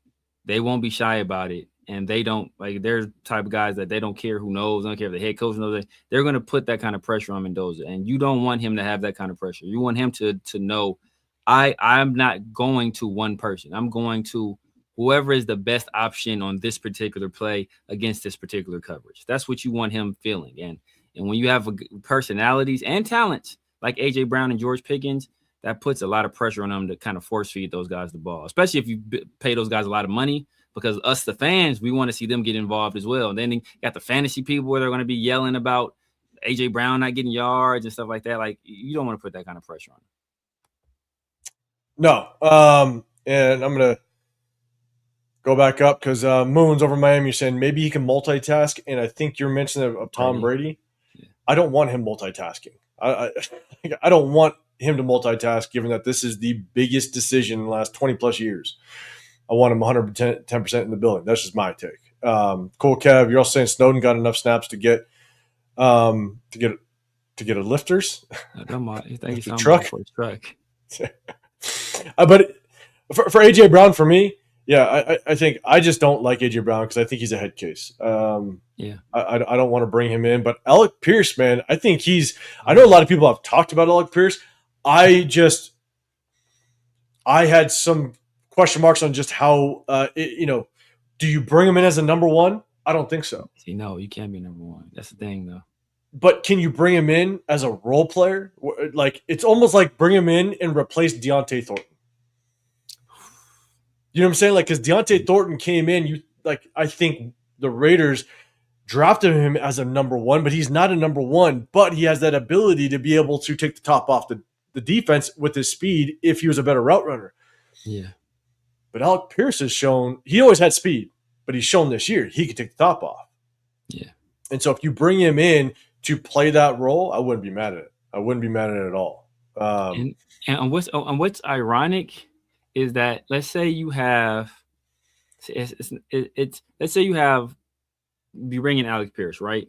He'll be conceivably in a very similar role that he was in with the Colts, where you got Michael Pittman, who's kind of like, the catch radius, the maybe contested catch guy.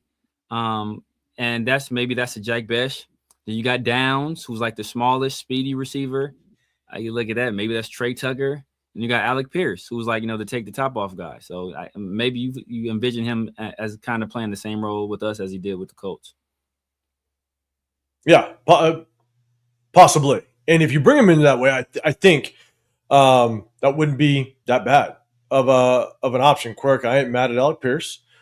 Colquitt Pierce is way better than Besh. Yeah. I can agree to that. That kind of goes with that thing. And Severe, I was going through the chat. I don't know if this is what you said, but Alec Pierce would automatically be our best receiver. He would be, yeah. Like automatically. There'd be no question. Yeah. He'd be our best receiver. And that's tough because Alec Pierce isn't a number one. He's at best a number two. And so you still got to address that number one if Deontay Thornton can't improve. Um, I mean, I think you do immediately invest in offense, but you got to make smart investments. yeah.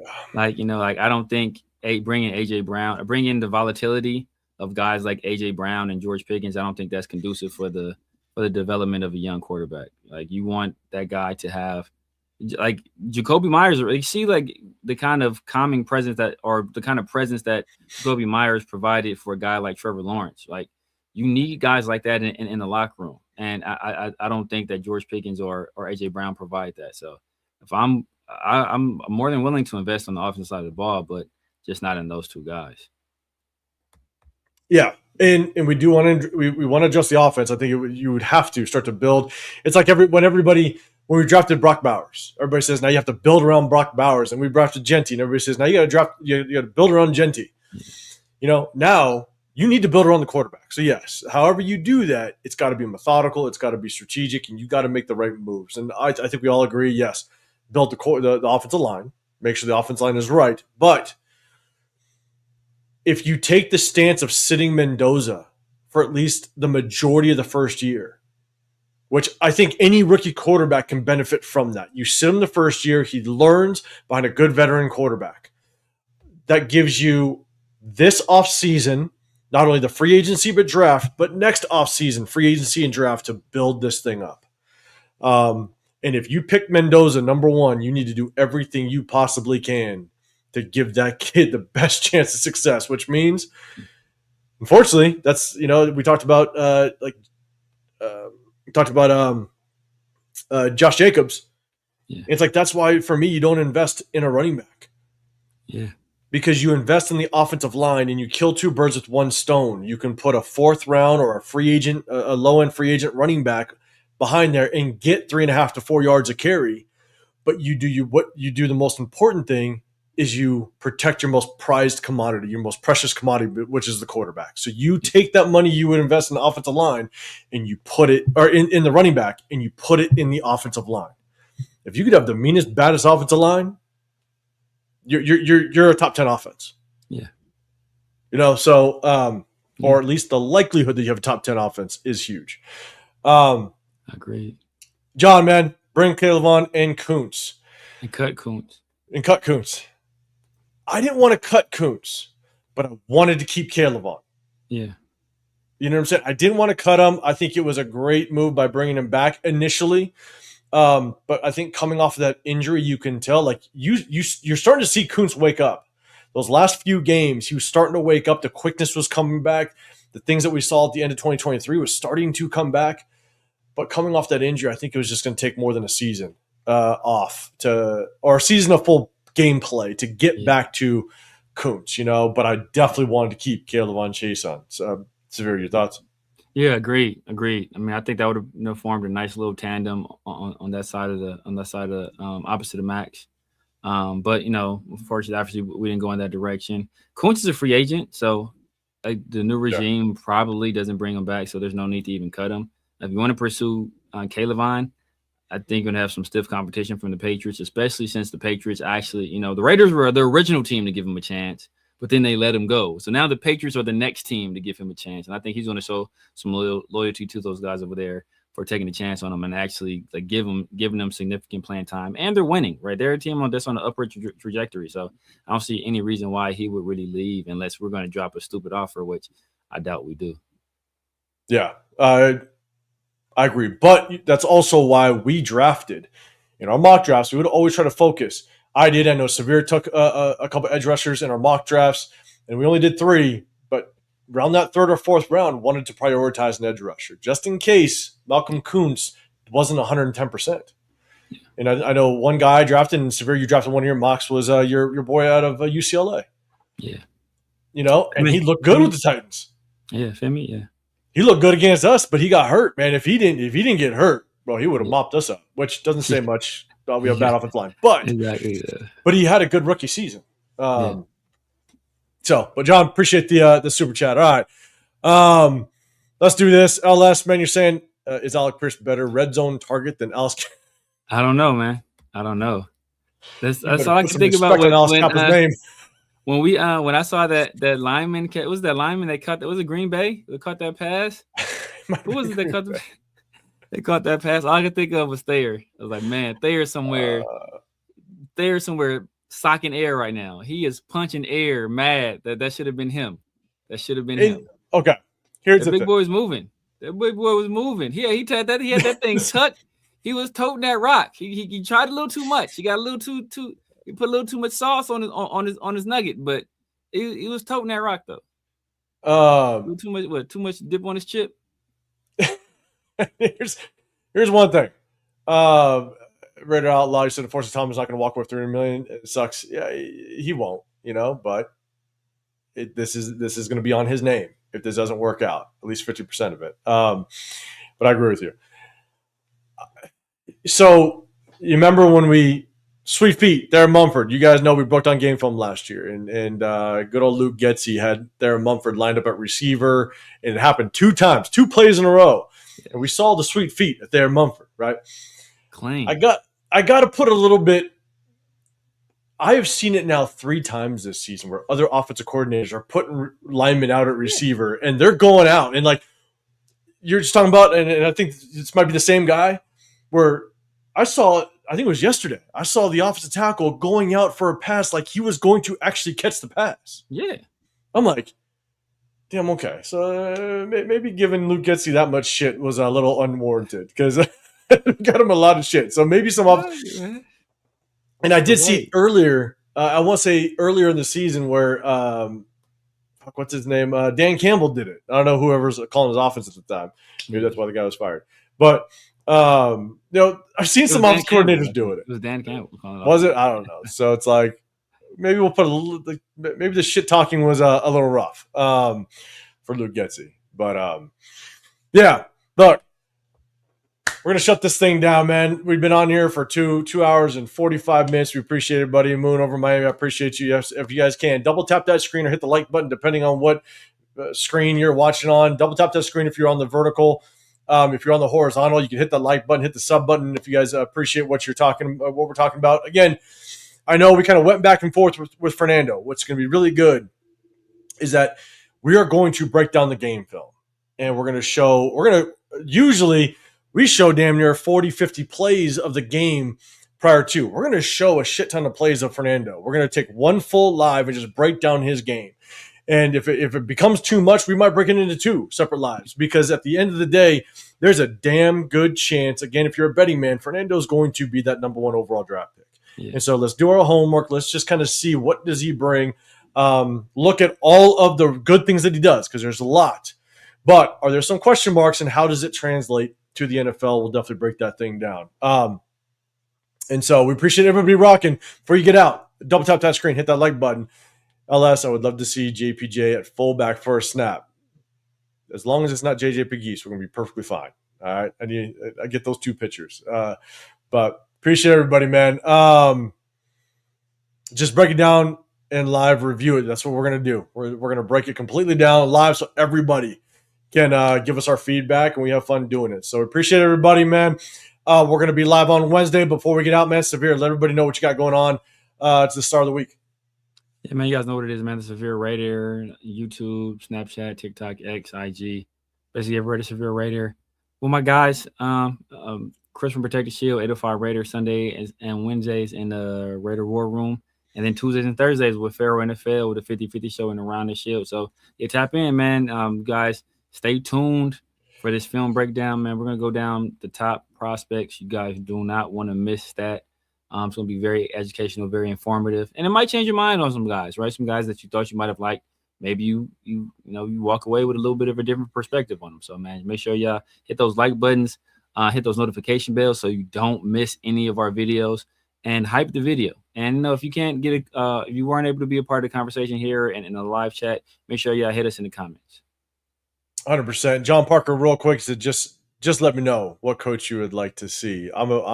My number 1's Clint Kubiak. Severe, what's your number 1? Michael LaFleur. So that's our top guys. Obviously, we have guys ranked out, but that's definitely our top. That's when you and Raider Way going to go at it again. That was good. That was a good live, man. I tapped in for that. Raider Ray still recovering. He's still recovering. And oh shit, my bad. I gotta click the wrong thing. John, I'm sorry I missed the show, guys. It's just getting off of work. Hey, man, work becomes first. You know what I'm saying? So, but shout out to you, man. I appreciate you popping in. But guys, if you don't know, I'm 805 Raider. My channel is Real Talk Raider Nation. Definitely tap with us. We do a sub-only chat, show appreciation to our subscribers. We appreciate all the members, the super chats, everything. We appreciate the subscribers. One thing, if you do become a member, then you can throw us suggestions on who you'd want us to possibly break down the game film. We'll put those up on the priority and kind of put the names together and just kind of see who we can get to. But definitely tap over for that because we got a lot of free agents that we're going to look at. We also got a lot of college prospects, and it gives you the opportunity. If you disagree with us, then look, like Severe said, we might change your mind, but you might change ours at the same time. Yeah. You might point something out that I missed or we missed, and at the end of the day, this is why we do it live, so we have fun. So appreciate y'all, man. Definitely double tap that screen, hit that notification bell. Not only after this, go over to Chris Protect Show podcast. He rocks with us as well. Also, if you're going to Pittsburgh, if you're going to be in Pittsburgh for the draft, we're putting the plans together. We're going to try to make it out there, and if we can put names to face, it would be awesome. So let us know. Hit us up on our social media handles if you're going to be out there. We'll definitely have some fun. So, guys, hey, have a great start to your week. We appreciate all y'all popping in. We'll see you on the next one. We're out of here.